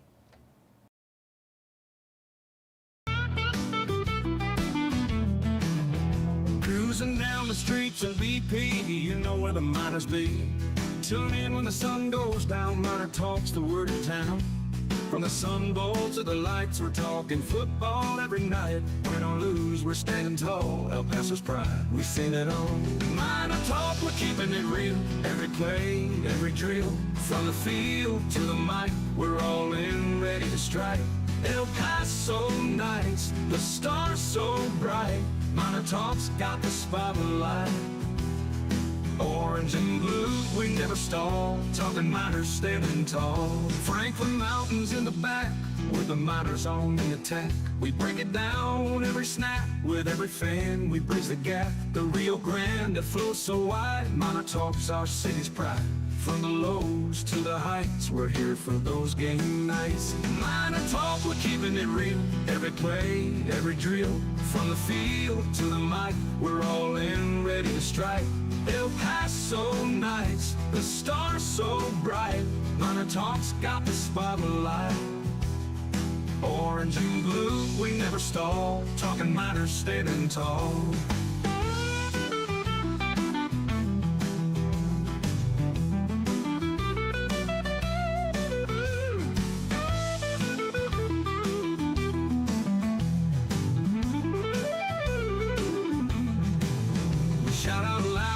Crowd, every voice we make it proud. From the heart of El Paso, wherever miners let them know. MinerTalk, we're keeping it real. Every play, every drill. From the field to the mic, we're all in, ready to strike. El Paso nights, the stars so bright. MinerTalk's got the spotlight. Orange and blue, we never stall. Talking miners standing tall.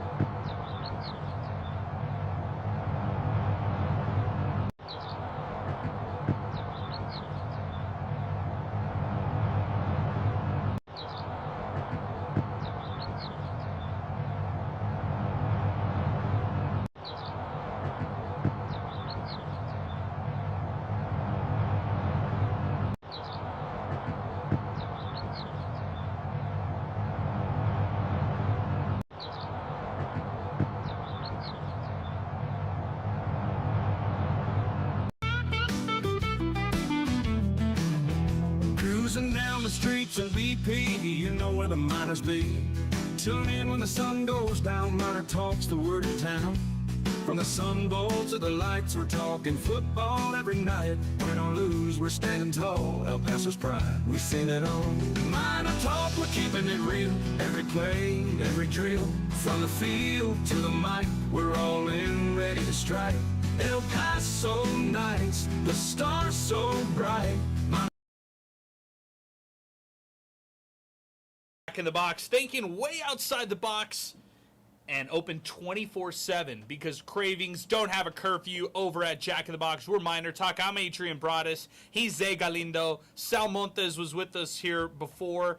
Shout out to Andy Inostroza, who was with us live on location out at the Sun Bowl. He hung in with us throughout the entire game, covering the game with us for 600 ESPN El Paso. Appreciate Michael Barker, our friend of the program, college football campus tour, who was there in attendance, showing the obstructed viewpoints of the Sun Bowl. Really cool. And then Zay, there was another college football big influencer who was there tonight as well at the Sun Bowl, correct? Yes, my guy G-Fed, man, I've been watching this guy since like 2023-ish. When he was really niche. He was on like a niche college football TikTok. I mean, you really have to be a true sicko to know this guy. He'd go and sneak into college stadiums. Like, I know he's gotten like arrested like 3 times for doing it. This is not a good description of this guy. That sounds crazy, but it's grown into something so much bigger. He's doing 100 stadiums in 100 days, and now he's getting credentialed and real all-access tours to almost every FBS stadium. So, yeah, it was super cool seeing him there in the Sun Bowl. He made his trip out to El Paso, and he even leaves with a funny story. He went to cross the border into Mexico. This is the first time in El Paso. He goes and crosses the border. He walks across, and he didn't know that you can't just walk back. So he was stuck in customs for a little bit, for about a couple hours, a little late to the game. But nonetheless, can't wait for the YouTube video to see his experience around El Paso. Wow, that's good stuff. I didn't realize that was the controversy on his side, but he ended up making it over and was at the game. Shout out to him. G-Fed? Is that yeah, G-Fed, and then also College Football Campus Tour, our boy Michael Barker, who is joining us on the pregame as well. And shout out to Paige Wood, who joined us, UTEP's Minor Vision sideline reporter in the pregame coverage as well. So appreciate all our friends in the media who hung in with us throughout the program. Also appreciate Boomy Dental. I'm wearing the El Paso Roots t-shirt. We actually gave one away today. Actually two, I should say. Eileen stopped by for her El Paso Roots t-shirts. She loved it. She got a chance to see our boy Tim Hardaway. We got Aaron Jones here featured on this t-shirt. So many great El Paso sports icons. If you want to win one of these great t-shirts, follow us 600 ESPN El Paso on Instagram. Follow Boomy Dental as well. And then, hey, if you're looking to switch your dentist, check out boomydental.com. Stop by their location. It's on the east side, 1612 Lee Trevino, or give them a call, 915-591-2525. That's Boomy Dental, B-U-M-I Dental.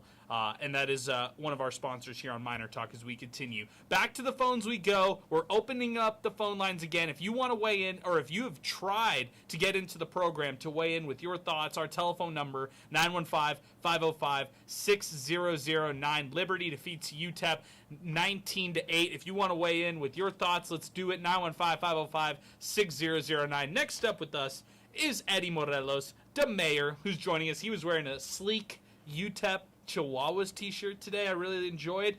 Eddie, what's up, my man? Oh my gosh, non-stop calls. I've been trying to get through this whole show. Good stuff, Adrian.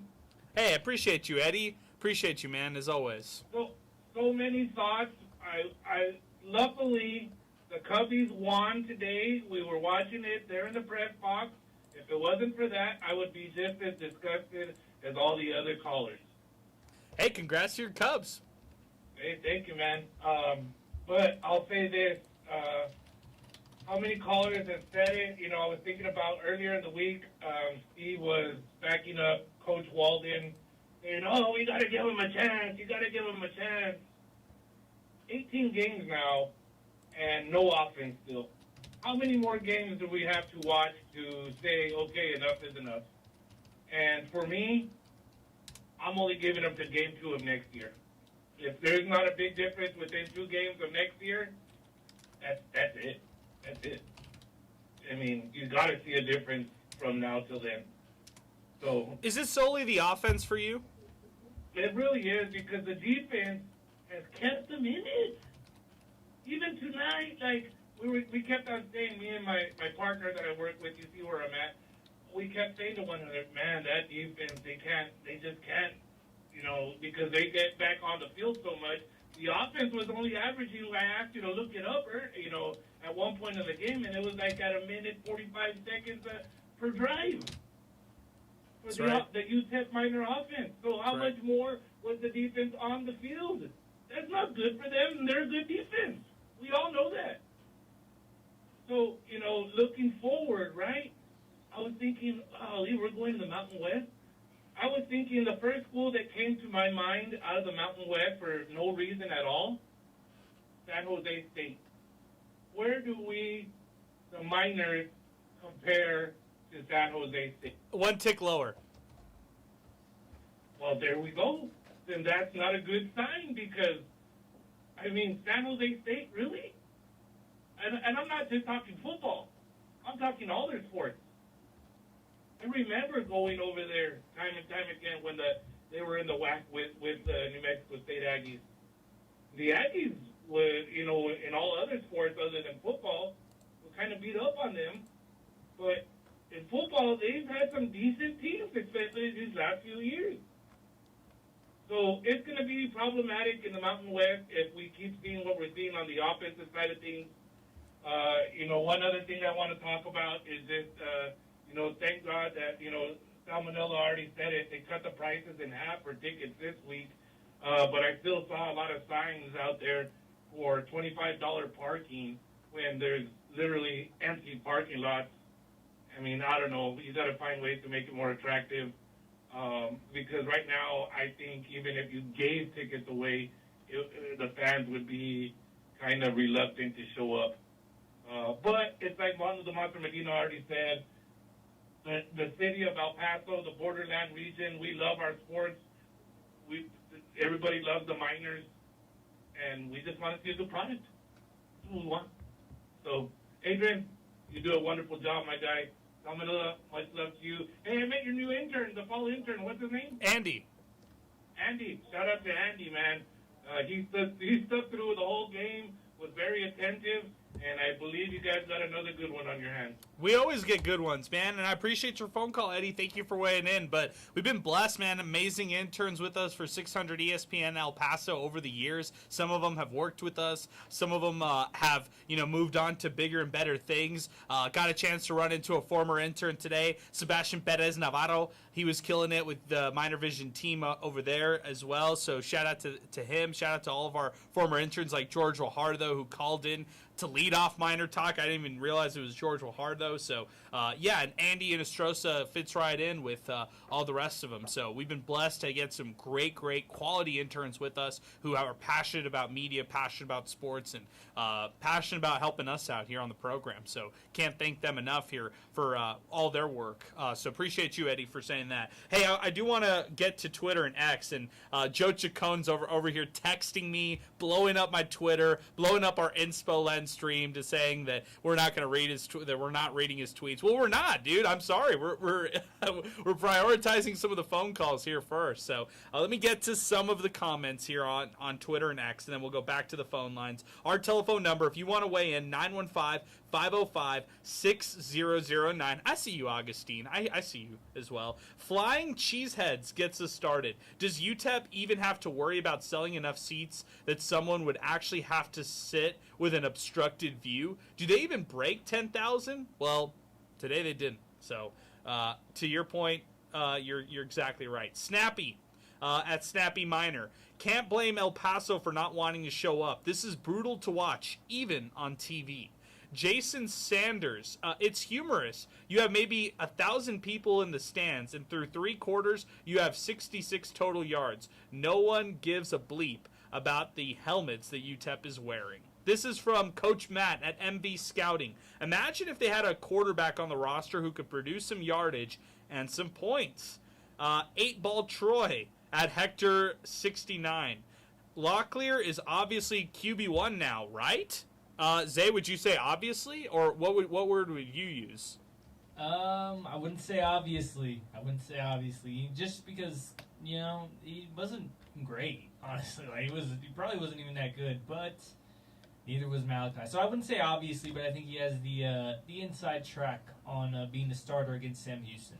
Snappy again. Tonight we saw 2 bad teams go at it. The difference is Liberty pays their coaches $4 million, and UTEP still toys with sub-$1 million coaches. Coaching matters, and UTEP will not make big strides as an athletic program until they truly, quote, invest first. This is VIP Lounge EP. So let me understand, UTEP football has the #1 recruiting class 2 years in a row, and this is what we have?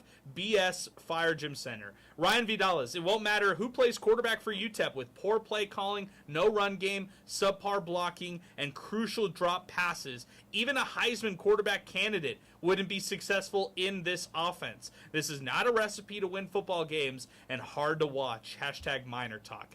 Diego Mendoza at Diego Mendoza Moyers. Read him on ElPasoMatters.com. Can't wait to hear how proud head coach Scotty Walden is of his team after this one. But another late touchdown makes this look more respectable than it truly was. Let's just put a pin in this one, Zay. Put a pin in the Louisiana Monroe game, the La Tech game, and this game. These were not close games. Let's just call it what it is. They were not close. And I think this one was by far the least close game. I think the Louisiana Monroe game, yeah, like they were getting dominated, but at least they did make a formidable comeback that, all right, I'll respect that. The Louisiana Tech game, that one was not close by any means, but this was the worst one because, like any competent offense, How many field goals did Liberty have? They attempted 5. 5, yeah. Let's just say they get 3 touchdowns instead. Like this is a blowout. Worse than it really is. So this is like by far the worst one out of those 3 games. This is, this really could have been like a 35 to like 0 game. I wouldn't have been shocked. Maybe it was 40 to 0. This is how bad UTEP played that they really get lucky that they only lose by 11 points. That's a good point, man. That's a really good point. Zay, can you check the ETM at midnight just to make sure we don't hit ESPN radio? We're hitting in sicko MinerTalk late night hours right now on a Wednesday, going into Thursday. So anybody who's still watching us, we have over 500 people watching us right now. You are part of the sickos, and those who are listening to us on 600 ESPN El Paso, you are in the sicko committee with us. Weeknight Conference USA madness. And Liberty defeats UTEP 19-8. Back to Twitter we go. Devious at Pooh Bear. Sigh. Being a UTEP fan is a story of resilience, cynicism, and just saying next year. It's exhausting, but I'll always root for the underdogs. What else can you do? I'm not going to wallow in self-pity and negativity. It is what it is. It's a good way of looking at it. Some guy, Chris, who's an excellent follow on social media, by the way. Through 5 games against FBS opponents, head coach Scotty Walden's Blue Blaze offense is averaging 14 points a game. That is the second fewest in the past 25 years. Only season that it was worse was the 2017 season that ended 0-12. And by the way, Zay, in the postgame, I don't know what he said in the press conference, but in the postgame, he said that the game plan was there. The offense simply did not execute the game plan that he felt so confident about going into this game. Yeah, he kept saying the same thing in the presser. You know, he said that he was, like you said earlier, lost for words. He doesn't know what happened because they had incredible week of practice, and they said, you know, the looks were there, everything was there. He said that yeah, basically carbon copy of what he said in the post game with John. And at the end of the day, I was listening into this, and there's not really much else he can say, like in a presser or in anything. When you're coming off a loss as a head coach, you kind of just got to say what you got to remain optimistic. You can't go in there and just say this season's over, right? But it really does feel like the season really might be over. Like I can't buy into the words he was speaking in the presser anymore versus maybe a couple of weeks ago, because I really don't see an alley where this team picks up more than maybe 2 wins after this game. I have the white flag. I'm raising the white flag. I'm waving the towel. I'm throwing in the towel. I'm throwing in the towel now here. I threw in the towel, and it's done. The towel has been thrown. And after 6 games, at least for me in the 2025 season, I'm out. Augustine is next with us, 915-505-6009. That's our telephone number as we continue here on the program.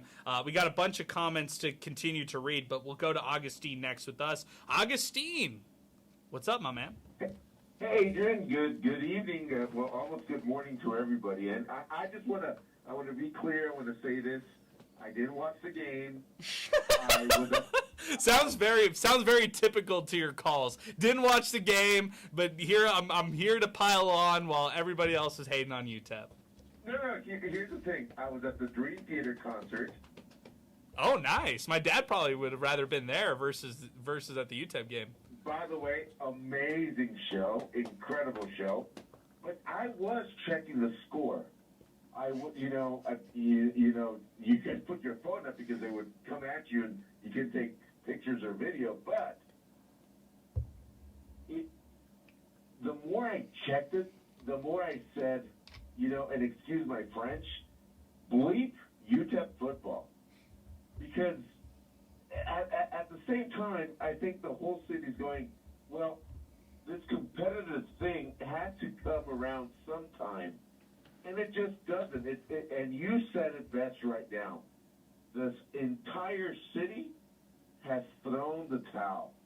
And what's more embarrassing is that Scotty Walden, with what you just said, threw the team under the bus, saying that they didn't do his game plan, and that's just embarrassing.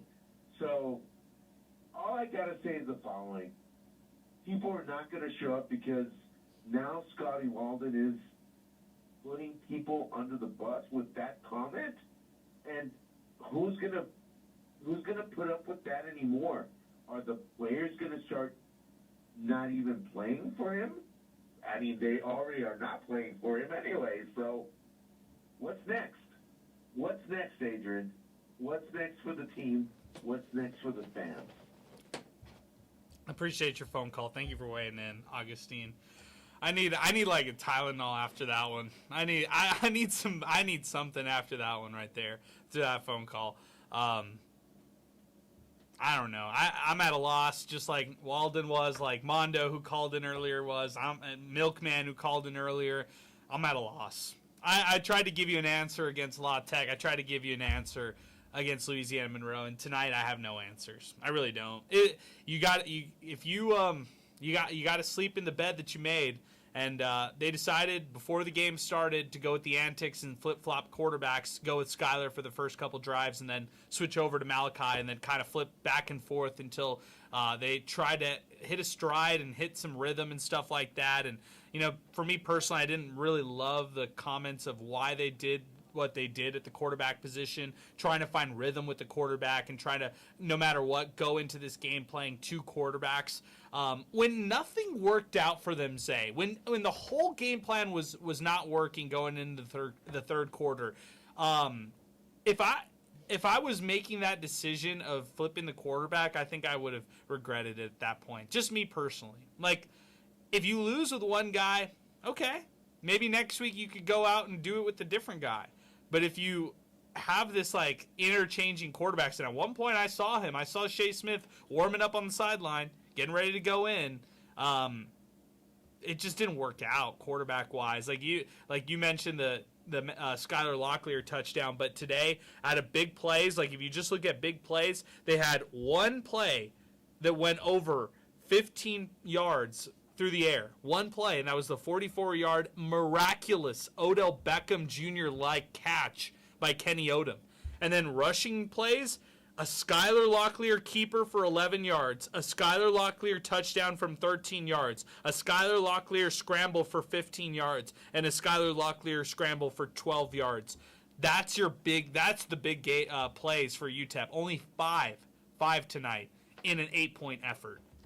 And that's unacceptable, right? Because, Scotty comes in, and the big thing that everybody saw from his offense and what we expected was the big plays, the fast, fearless, physical offense, and we haven't seen that. I think we're 18 games in, and we haven't seen that yet, and that's what's scary to me is Brett Bloomquist, he asked a great question in the postgame. He said, do you have the right guys on the field to do what you're trying to do schematically? And of course, Scotty gave the political coach answer, right? It's, yeah, we do. We have to figure this out. But I don't think he does. I don't think the personnel is there for what they're trying to achieve and what they've been trying to achieve these past couple of years. Because you look at Austin Peay, when everything was working for them, they had everything perfect. They had the perfect offensive line. They had the perfect quarterback, and I think that's the real recipe here, is that they had a guy who really resembled like Calvin Brownholz. It was his type of play style. And if you look on this UTEP roster right now, the only guy that kind of comes a little bit similar to that just when it comes to just pure play style, now I'm not saying skill or anything like that, it's Shea. I think that's why they're so high on Shea, because he can run the ball. He's something like that of a kind of a run-first quarterback, you want to say.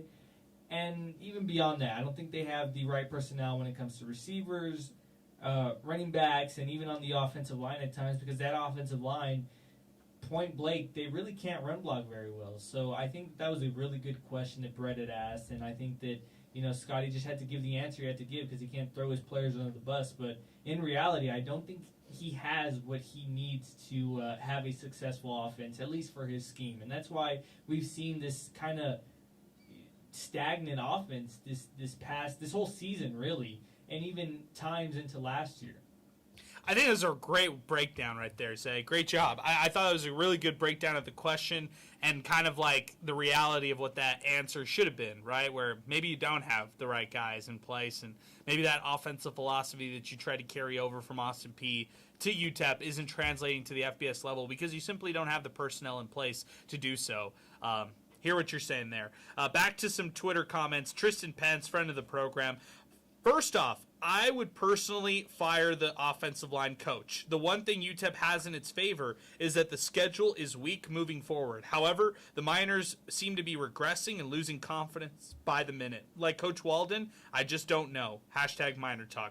Olden McGroin tweets the program. Not sure if Walden's style is wearing thin, but the team hasn't looked prepared and competent since Texas. Whatever the message is, it isn't resonate anymore. This is from Ruben Ramirez. Rutang.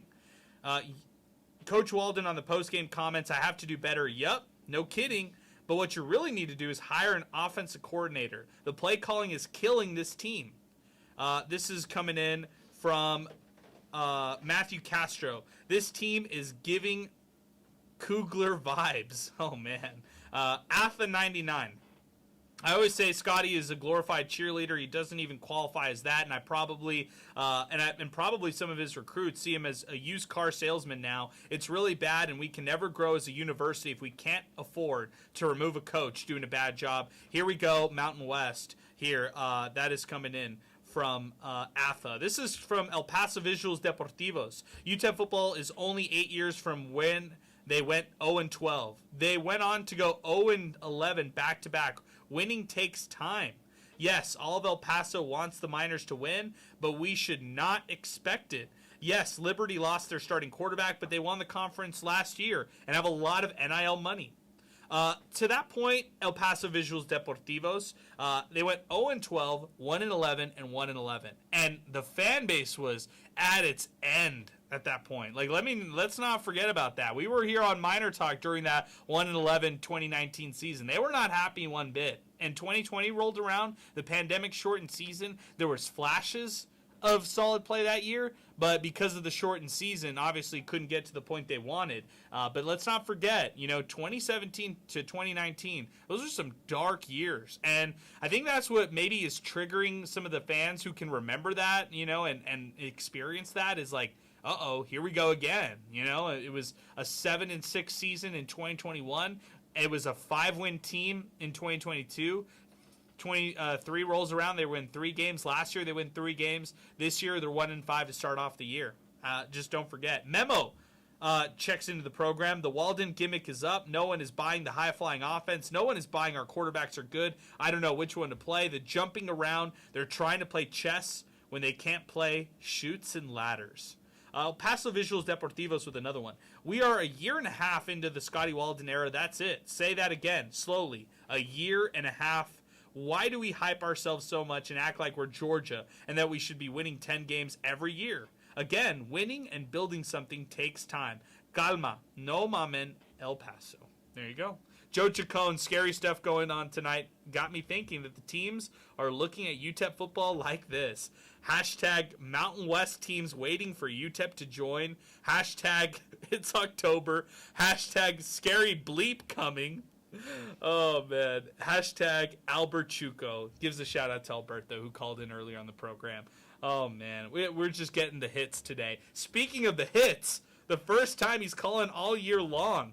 UTEP News joining us here on the program. I would love to say his name because I know him personally and he's a good person, despite what people might think of his social media. You know what? I'll say this, UTEP News.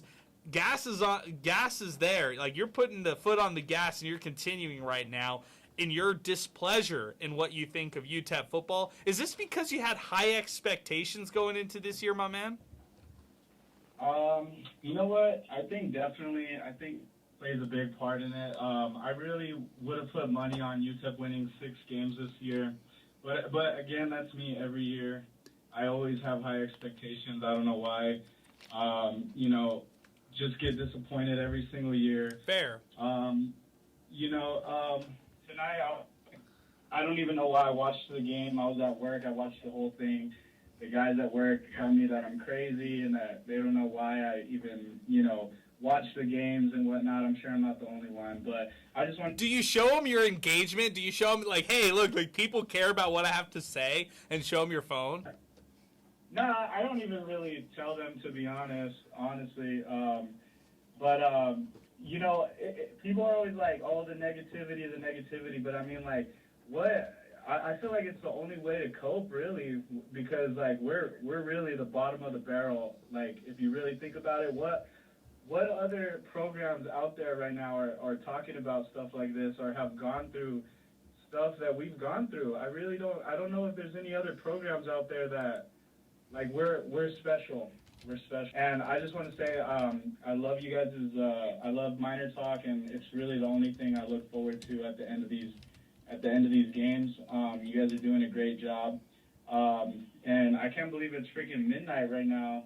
And I can't believe it's midnight and you still care, so I appreciate you, man.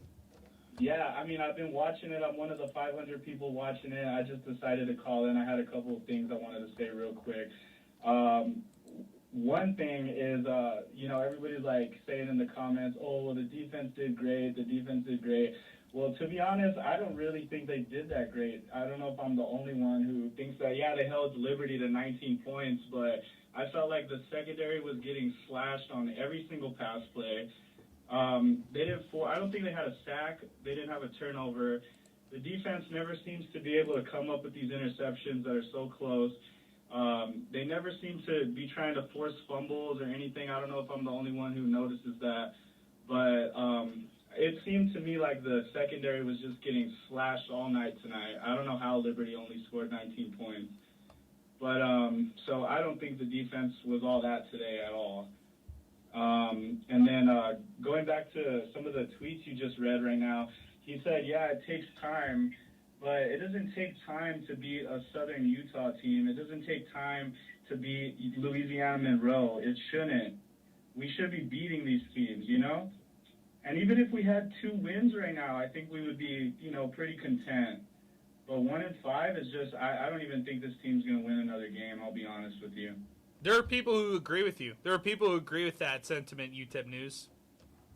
And, yeah, I do apologize for, the negativity, but No, don't apologize. This is it. No, come on, man. You're a UTEP fan. You're allowed to voice your displeasures on social media, and just because more people follow your comments and they see your memes and stuff like that doesn't give any right for people to police what you say and what you don't. Like, it's what you feel. Like, I respect that right there, and I respect the fact that you want to vocalize your thoughts and put together these hilarious memes that are even grabbed by like people like FitFam. So like your account has grown tremendously, man. I got to give you a lot of props. Oh, well, appreciate it, Adrian. I appreciate it. And trust me, if things were going good, we'd be seeing nothing but positivity, nothing but funny, happy memes. But unfortunately, that's not the case. So I got a result in making Drewski memes and stuff like that. So, but anyways, thanks for having me in, guys. You guys have a good night. And I'll talk to you guys soon. All right, appreciate it. UTEP News, George. I almost dropped his name on accident, but UTEP News. Zay, imagine if they won this game. Imagine if there was, 2 years ago, Conference USA Championship game, clincher, Liberty wins. They hire mariachis to party in the Sun Bowl South locker rooms, and they're celebrating. This was just 2 seasons ago. Liberty, by the way, all-time against UTEP 3-0, and that might be it. Like, UTEP Liberty might never play another football game unless they play a bowl game. They're never playing non-conference unless some crazy stuff happens with athletic directors or they somehow join the Mountain West or some crazy stuff like that. Never. They're not going to play again, right? 3-0, put the period there. They're not going to, and that's like a quote-unquote rival or whatever. But imagine UTEP on the flip side, in an alternate world, an alternate reality, they won this game. And imagine if they had sent mariachis to the Liberty locker room. And in 2025, in another universe, this is like going viral on social media. It's a weeknight game, and you get a chance to beat a quote-unquote conference rival. I might be living in a delusional type of world by even saying that, but that could have been really cool if that would have happened in a hypothetical alternate world. Yeah, hypothetically, if that would have happened, just hypothetically, that would have been great. But we can only imagine, man. Like that song by the Temptations, it was just my imagination. Like that's all we can do. So that's what all UTEP fans have been doing for the past. When was 1967? I don't know how long ago that was. I've lost almost 60 years. Almost 60 years. 58 years or so. Last time UTEP won a bowl game. All UTEP fans can really do is imagine. So hypothetically, that would have been great, though. That would have been a genius. Whoever would have thought of that to send them there is hypothetically a genius. There you go. I love the hypotheticals here on the program. 915-505-6009. If you want to weigh in, you want to follow up UTEP news, give us a call, 915-505-6009. Adrian at Enemy Win 3. When can we start the campaign for UTEP to join the Southland Conference? There were times that I laughed out loud and at some of the offensive plays that I saw. This is coming in from Joe Chacon. Why are you hating on my hashtags, bro? Oh, that's hilarious. Angel Torres checked in and said he was watching some Wednesday night football, so appreciate you. Angel Torres checking into the program, one of our Football Friday night reporters. More checking in on the program here on MinerTalk as we continue. 915-505-6009. Delusional Cade McConnell fan. Who's continuing to post. Boo, I don't want to watch this anymore. Neither Nelson or Locklear are Division I level quarterbacks, but we know who is. The legend Cade McConnell. Shardy Walden struck again and blatantly hates Cade. Fire this bum. UTEP will UTEP as usual. Hashtag MinerTalk. Hashtag Zay all the way. Hashtag Sal is my pal. Maybe it's Joe Chacon. That might be the burner right there. The hashtags are very similar. Yeah, you're giving them away, Joe. Like a ploy to kind of put the attention. Oh, over to Joe Chacon. I like what you're saying. Visuals Deportivos. To Keith from Canada. Enough with the Mountain West mentions. Yes, it's a great move, but the Mountain West Conference is going... the Mountain West Conference UTEP is going to is not the same Mountain West of today. They're losing Boise State, Colorado State, Fresno State, San Diego State, and Utah State. Stop overhyping the Mountain West and how great it is. Still better than CUSA, dude. Still better than this conference. I'm tired of watching on a Wednesday night Missouri State take on Middle Tennessee. I'm done. I saw that weeknight Conference USA. It actually said weekday Conference USA on the field at the 50, which is actually wrong, right? Zay, it should be weeknight. I mean, we're not playing these at 1 o'clock for a Chihuahuas day game or some baseball or something like that. I didn't even notice it said weekday. Oh, that just made it so much. It was already bad. The fact that, I mean, I guess Miss Judy made the call in. That we gotta have that, but I didn't even realize it said weekday. Yeah, that is inherently that's wrong, just by all technicality. Deportivos follows it up with not an excuse, but injuries isn't mentioned enough. Looking around the sidelines and it's starting to look like a medical wing of hospital players on wheels, crutches all around. I agree with that. I mean, they've had a lot of injuries. I would say this, though, Deportivos, notice who's hurt and who's not. Is it the starters or is it the two deep guys? And I'd say, for the most part, you could say some of the starters have been injured and out, but others are still playing and others, are on the squad. So, and this team lauded their depth over the offseason. So I would side with you on that excuse. However, this team continuously told us over the offseason how deep they were and how much depth they had if any of their guys were to go down. So that was what happened earlier. Jorge Reyes, Keith from Canada is a moron. Unless he wants to donate $1 million to UTEP to get rid of Scotty, then do it. If he doesn't, then STFU. He is here to stay until his contract expires. No one can do anything about it unless they put up the money themselves. CSG_UTEP. Judging by the coach's decision tonight, I think Walden should play Nelson and Locklear in the first half. If they did nothing, then put in Shea, Cade, and Chad in the second half of Sam Houston to see if they can get them, the offense, a spark. Little Badger, yes, it's time to build a program. We need to see progress. We are seeing them get worse. I used to be optimistic, but this is ridiculous. Going back to the phone lines here, 915-505-6009. That's our telephone number. If you want to duck in a late night phone call, now is the time to do it. 915-505-6009. Leon is joining us next on the program. Oh, Leon, it's midnight. It's 12:15. It's a Wednesday. What are you doing awake? Hey, good morning. The thing is I'm actually in Amarillo, so it's almost an hour ahead. Wow, that's rough. That's rough, Leon. Thanks for hanging with us. What are you doing up so late? I don't know if I'm going to heaven, but I know one guy who is. Let's give a little bit of praise to John Teicher. That's the one guy that's going to heaven, and one of the few bright spots that we can say about UTEP sports. And I think I'm just going to say this, that, and I hope Jim Center is listening on. Down the road, they hired a guy who I think we interviewed for the job 2 years ago, and that was a gentleman by the name of Jason Eck. And people say it takes time. Jason Eck is in his first year in New Mexico. Community's rallying around him, came up with a win at UCLA. Jim, I think you hired the wrong guy. I don't think this guy was ready for this, and I don't know what's going to happen in the next 3 years. It's disappointing. I would really think that Heather Wilson would take a look at this and figure out that we need a new AD, and that's where I'm at, man. I'm done with UTEP sports, and you won't hear from me until basketball. You guys have a good evening. Wow, Leon, mic drop. Hopefully basketball can win you back. Hopefully the Miner basketball team, who was there tonight, by the way, and recognized, hopefully they can win you back. But until then, we won't hear from you.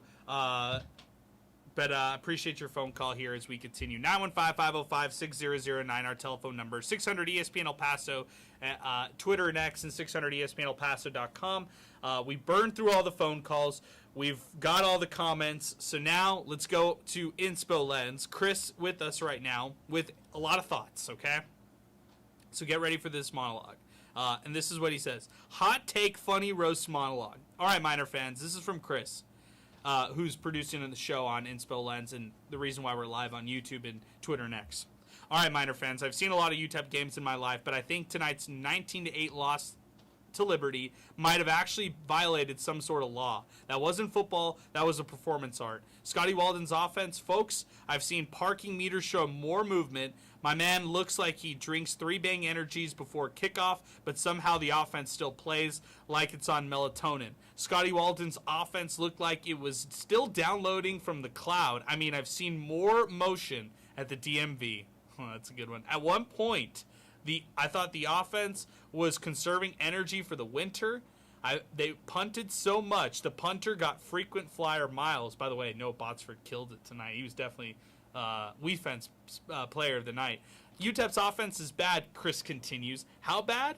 Whatever this offense is running, it's powered by dialed-up internet and pure confusion. Every drive looked like El Paso drivers on a Friday night. I've seen better drives leaving El Cometa after 2 a.m. The defense, solid effort, but they spent so much time on the field, they should start paying property tax at the 40-yard line. They've been on the field so long, they've been charging rent. They started charging rent at midfield. At what point, Chris continues, I swear UTEP's offense ran a play so slow that the 25-second clock filed for unemployment. And Coach Walden, bless him, he's got that energy, that fire, that motivational TED Talk energy. But the problem is, the offense needs a football coach, not a podcast host. Trust the process, he says. Brother, this process is giving me trust issues. Will UTEP's offense show up, or will we just play duck, duck, punt again? Stay tuned, same time, same plane. Give me offense, or give me liberty. Obviously, we gave them liberty. I love my Miners, I really do, says Chris. But right now, this offense could not light up a scoreboard if you gave them a box of matches and a can of gasoline. Next week, we'll see if UTEP can finally hit 200 yards of offense, or if we're just going to rename the playbook Punt and Pray. This is MinerTalk, where therapy costs nothing, but hope costs everything. Wow. Nice mic drop there, Chris. I like the end of that. I like the end of that one. This is MinerTalk, where therapy costs nothing, but hope costs everything.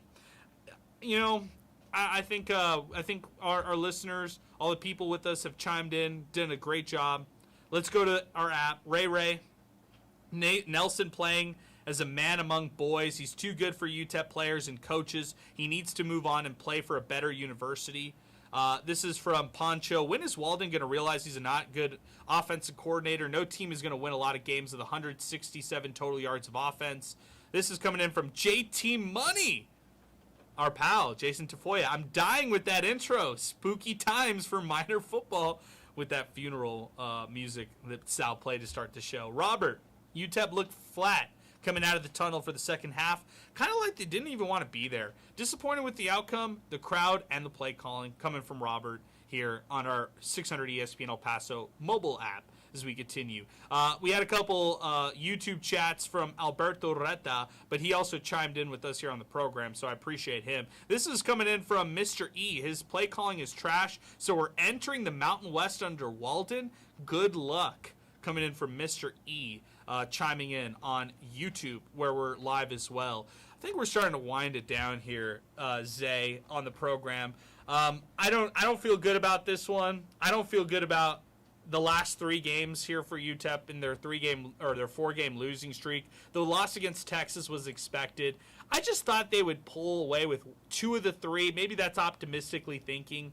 I thought at least 1 out of 3. But to go 0 for 3, we kind of touched on that and said in an alternate reality what happens if UTEP goes 0-3. Is it possible UTEP loses out?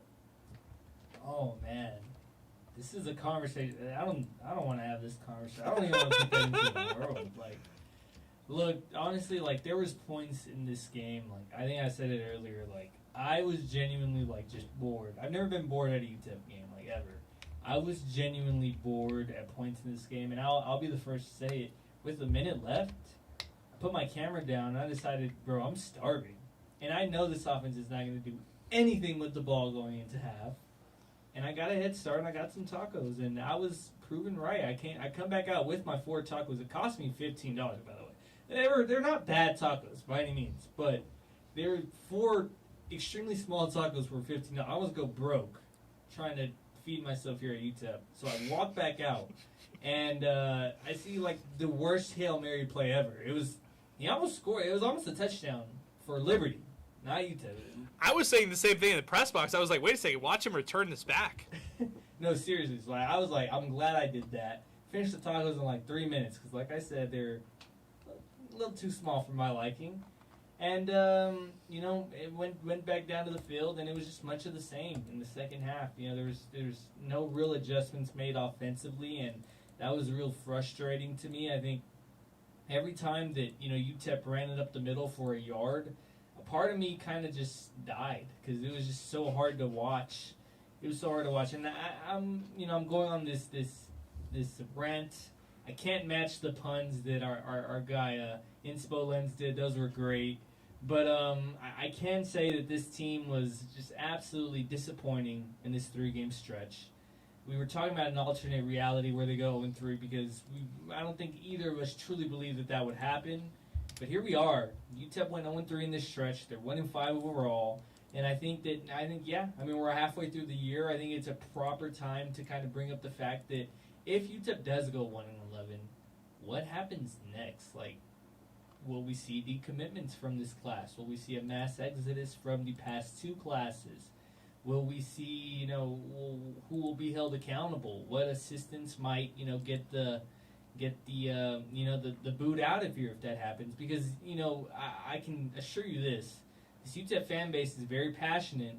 Scotty Walden said he likes how passionate they are. They start booing how bad this offense is, but he's not going to like it when everybody's breathing down your throat to make some sort of move in this offseason when you end up going 1-11 if that's the case. So I don't know what to I don't want to think it's a possibility, but it really is now, right? Because the way that they've played, I don't know that they can beat anybody. Like, if you put this team right now, throw them back a month into that UT Martin, I don't think this team beats UT Martin versus this version of the team versus that version then.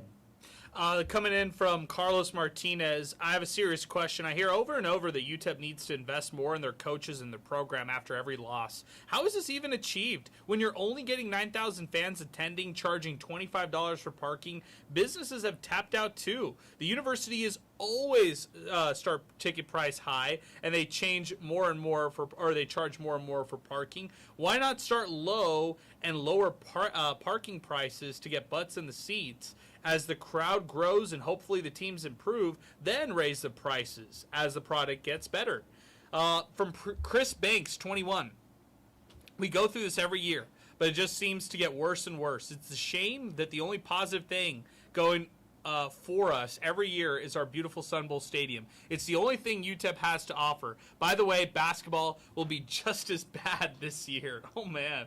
We're just getting it piled on. And Chris Banks, what are you doing awake, man? I know you're also in the Central Time Zone. Go to sleep, dude. You have better things to do than tweet the show here at 1:24 in the morning your time, 12:24 a.m. our time here in El Paso. But, yeah, it's almost midnight. We're continuing MinerTalk, presented by Jack in the Box. Thinking way outside the box and open 24/7 because cravings don't have a curfew. I got a couple final points to bring up, and I got one final stat that's going to probably blow a lot of people's minds. Helmets, in or out, Zay? Oh, yeah, I'm in. I don't know how some people were out. It was a great uniform matchup. Don't want to spend too much time on it because I hate giving Adidas props. So, yeah, I think the helmets were great. I think the uniforms were great. I love the blue, white. And still got blown out in the uniform game though against Liberty. I mean, their uniforms. Look, they're. I'll be honest. Like I know I'm supposed to be like somewhat partial on this, but I don't like Liberty. Like as a university, I can't stand them. Especially basketball. I think I have a real hatred for the program basketball, but you know football can get some of it too, just because of the mariachi incident a couple years ago and beating up Pater Pete. But I do have to admit those uniforms, man. That Irvin High School needs to like just take that template and use it because oh my goodness, those are beautiful. Caden Matheny right around the corner.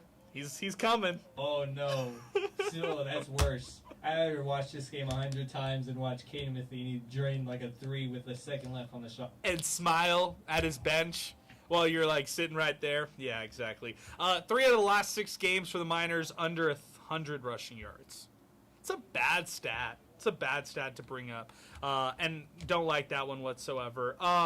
Mascot race. That was one of the highlights today, other than our boy Michael Barker shining a nice light on the Sun Bowl Stadium, showing all the great views at the Sun Bowl as well, and college football campus tour.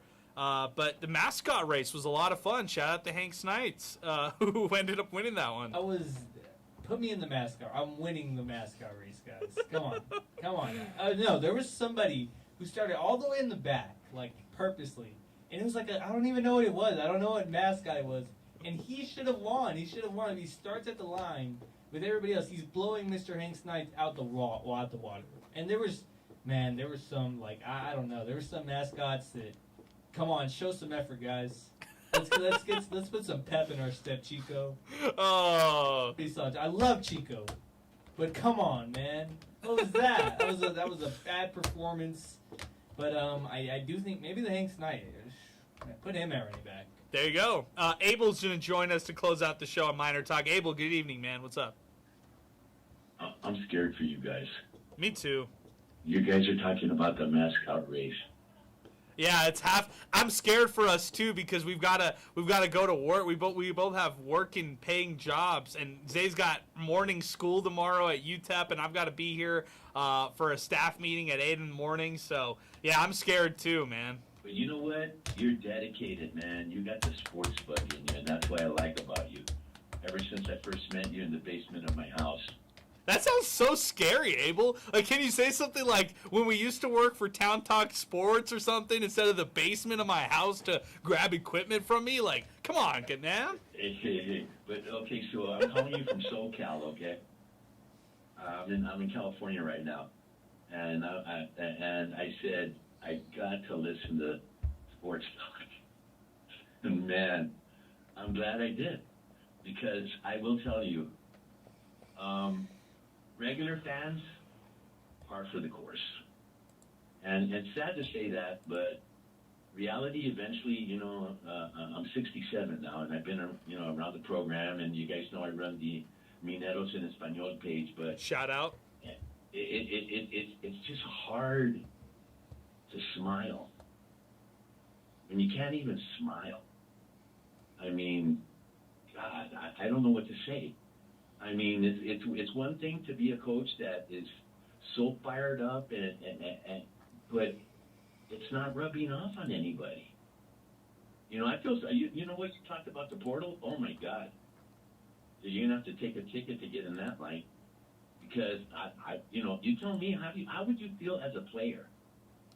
With all the hype and all the beautiful videos that come out and, make it look like, a bad looking, bad 18, don't want to cuss.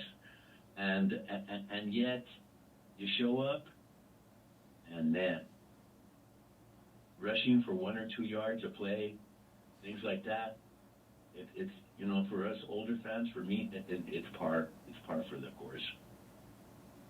I hear you, Abel. Appreciate you. Appreciate Mineros de Español. Say it again. Wait, Mineros de what? I'm sorry, man. Mineros en Español. Thank you, my man. I appreciate you joining us. Follow me. I like the page, dude. I like the page. I just got the name wrong, so I appreciate you as always. You said sports talk. This is MinerTalk. I got to give you a little jab there. You got to understand, man, my history with KROD, man. I go all the way back to the brick cell phones. There you go, Abel. I love it, man. Football Friday night on some brick cell phones day. Make it happen, dude. That's Paul McKinnon throwing it back. Some Football Friday night.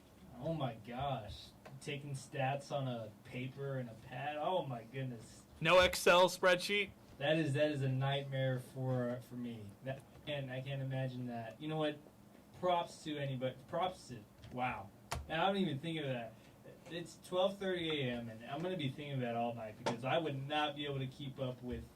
Like, if I had to give me a paper and a pencil and try to keep up with, Ernie Powers' touchdowns or Ryan Estrada or Franklin's, I don't know. Yeah, forget about it. Not even going to open that box. I'm totally with you. Guys, I think this is a great way to end this the show. I will say this, a final thing that I will say. When you look at the NCAA Division I FBS football win-loss records for every team out there in existence, okay? UTEP, Kent State, and New Mexico State have all three played over 100 years of football. UTEP 108, Kent State 103, New Mexico State 129 years of college football. In terms of the worst win-loss percentage, okay? Worst win-loss percentage, right? UTEP right now is all-time a .394, okay? 394. So 39% win percentage over their 100-plus years of football. Kent State, 37%. New Mexico State, 40%. UTEP is right in between there as one of the worst historic programs in terms of win-loss percentage ever. So we had a caller a long time ago here on the program say, well, this history for UTEP and bringing up some of the history. This is one of the worst football programs out there, and fans still care this much. Fans still want a winner. Fans still are cheering for the underdog. Fans are still showing up and care about this UTEP football team. And I think they're just starved for a winner. They're so hungry to support a winning program at UTEP. They bought into all the excitement in year 2 of Scotty Walden. They bought into this team and the hype that came in with having a 5-star quarterback and, all that came with that. And, at the same time, they have done a good job in certain areas to really elevate their brand, their exposure, their videos, like, even Abel was saying to a small degree, right? They've done all the right things. They're just not winning. And at the end of the day, this town is only going to support a winner. They need UTEP to win in order to justify getting more butts in the seats. They'll pay the $15 tacos. They'll pay the $25 parking. But you got to bring a winner. And to be one of the bottom 10 teams right now, active teams in FBS win-loss percentage, bottom. bottom of that barrel right there. That's not a good recipe for any type of success. And I don't know what the next 100 years bring for UTEP football, but I hope they can put away the last 100 years and start fresh. Like, I just want to write all the history off and say, can they hit the reset button off this win percentage right here? Because that's atrocious. It is atrocious. And look, I think you said it perfectly. It's 12:34 on a Thursday. It's now Thursday. It's a weekday coming off this UTEP game, and we still have people calling in, right? Abel just called in. We've had plenty of callers these last 30 minutes into the new 24, into this new day, I guess I should say. And I mean, it just goes to show, right? This community, like you said, they're starving for a winner, and I think now more than ever. I mean, that student section was still like decent. Like, it wasn't even a bad student section. It was a Wednesday game for a team that's only won one game. They haven't beaten an FBS opponent yet. Yet students are still coming out, and people are taking advantage of the 50% off the ticket. There's still fans in the seats. There's still people who want to see this program succeed. And even if they didn't come to the game, they were definitely watching at home, hoping for the best, expecting the worst, and that's what you do as a UTEP fan, right? That's kind of what you kind of have to put your feelings behind you. And I know some people will get caught up in it, right? If UTEP wins a game, I'm definitely one of them, right? UTEP wins a game, you think they're going to win every game after that. But the truth of the matter is like you said, they're one of the worst teams historically, even statistically. They're one of the worst teams ever in college football. Yet they still have a passionate fan base, and I think that says something, right? It says something. This town deserves a winner, and they'll get one, whether it's in 40 years, 30, it'll happen. But I guess have to sit and wait. And like one of our other listeners had chimed in, maybe next year, because I don't see it here in 2025. Special thanks to Sal Montes. Special thanks to Zay Galindo. Special thanks to Andy Inostroza. Special thanks to Chris. Inspo Lens has been live this entire time. We have 600 people now watching us right now, almost 650 right here.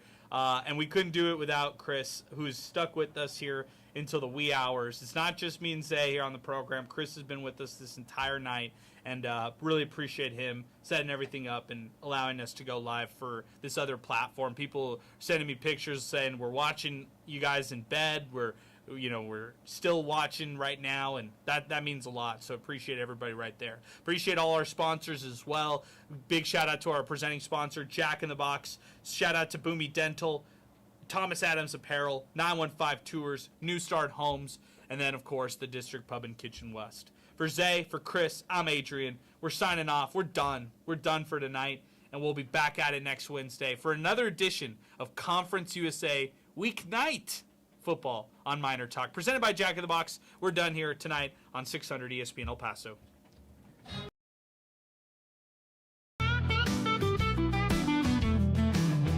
Cruising down the streets of BP, you know where the miners be. Tune in when the sun goes down, MinerTalk's the word in town. From the Sun Bowl to the lights, we're talking football every night. Win or lose, we're standing tall, El Paso's pride, we've seen it all. MinerTalk, we're keeping it real, every play, every drill. From the field to the mic, we're all in, ready to strike. El Paso nights, the stars so bright.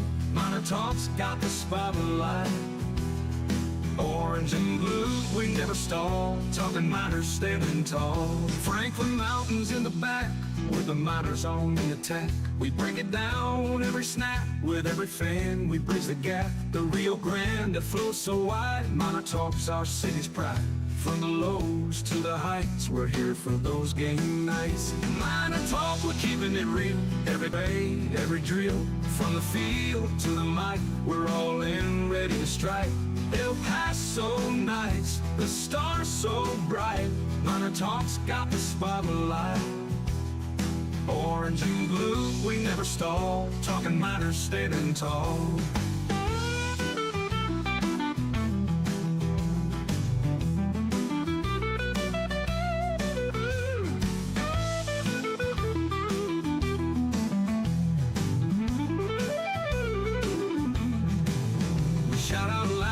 Miner crowd, every voice we make it proud. From the heart of El Paso, wherever miners let them know. MinerTalk, we're keeping it real. Every play, every drill. From the field to the mic, we're all in, ready to strike. El Paso nights, the stars so bright. MinerTalk's got the spotlight. Orange and blue, we never stall. Talking miners standing tall.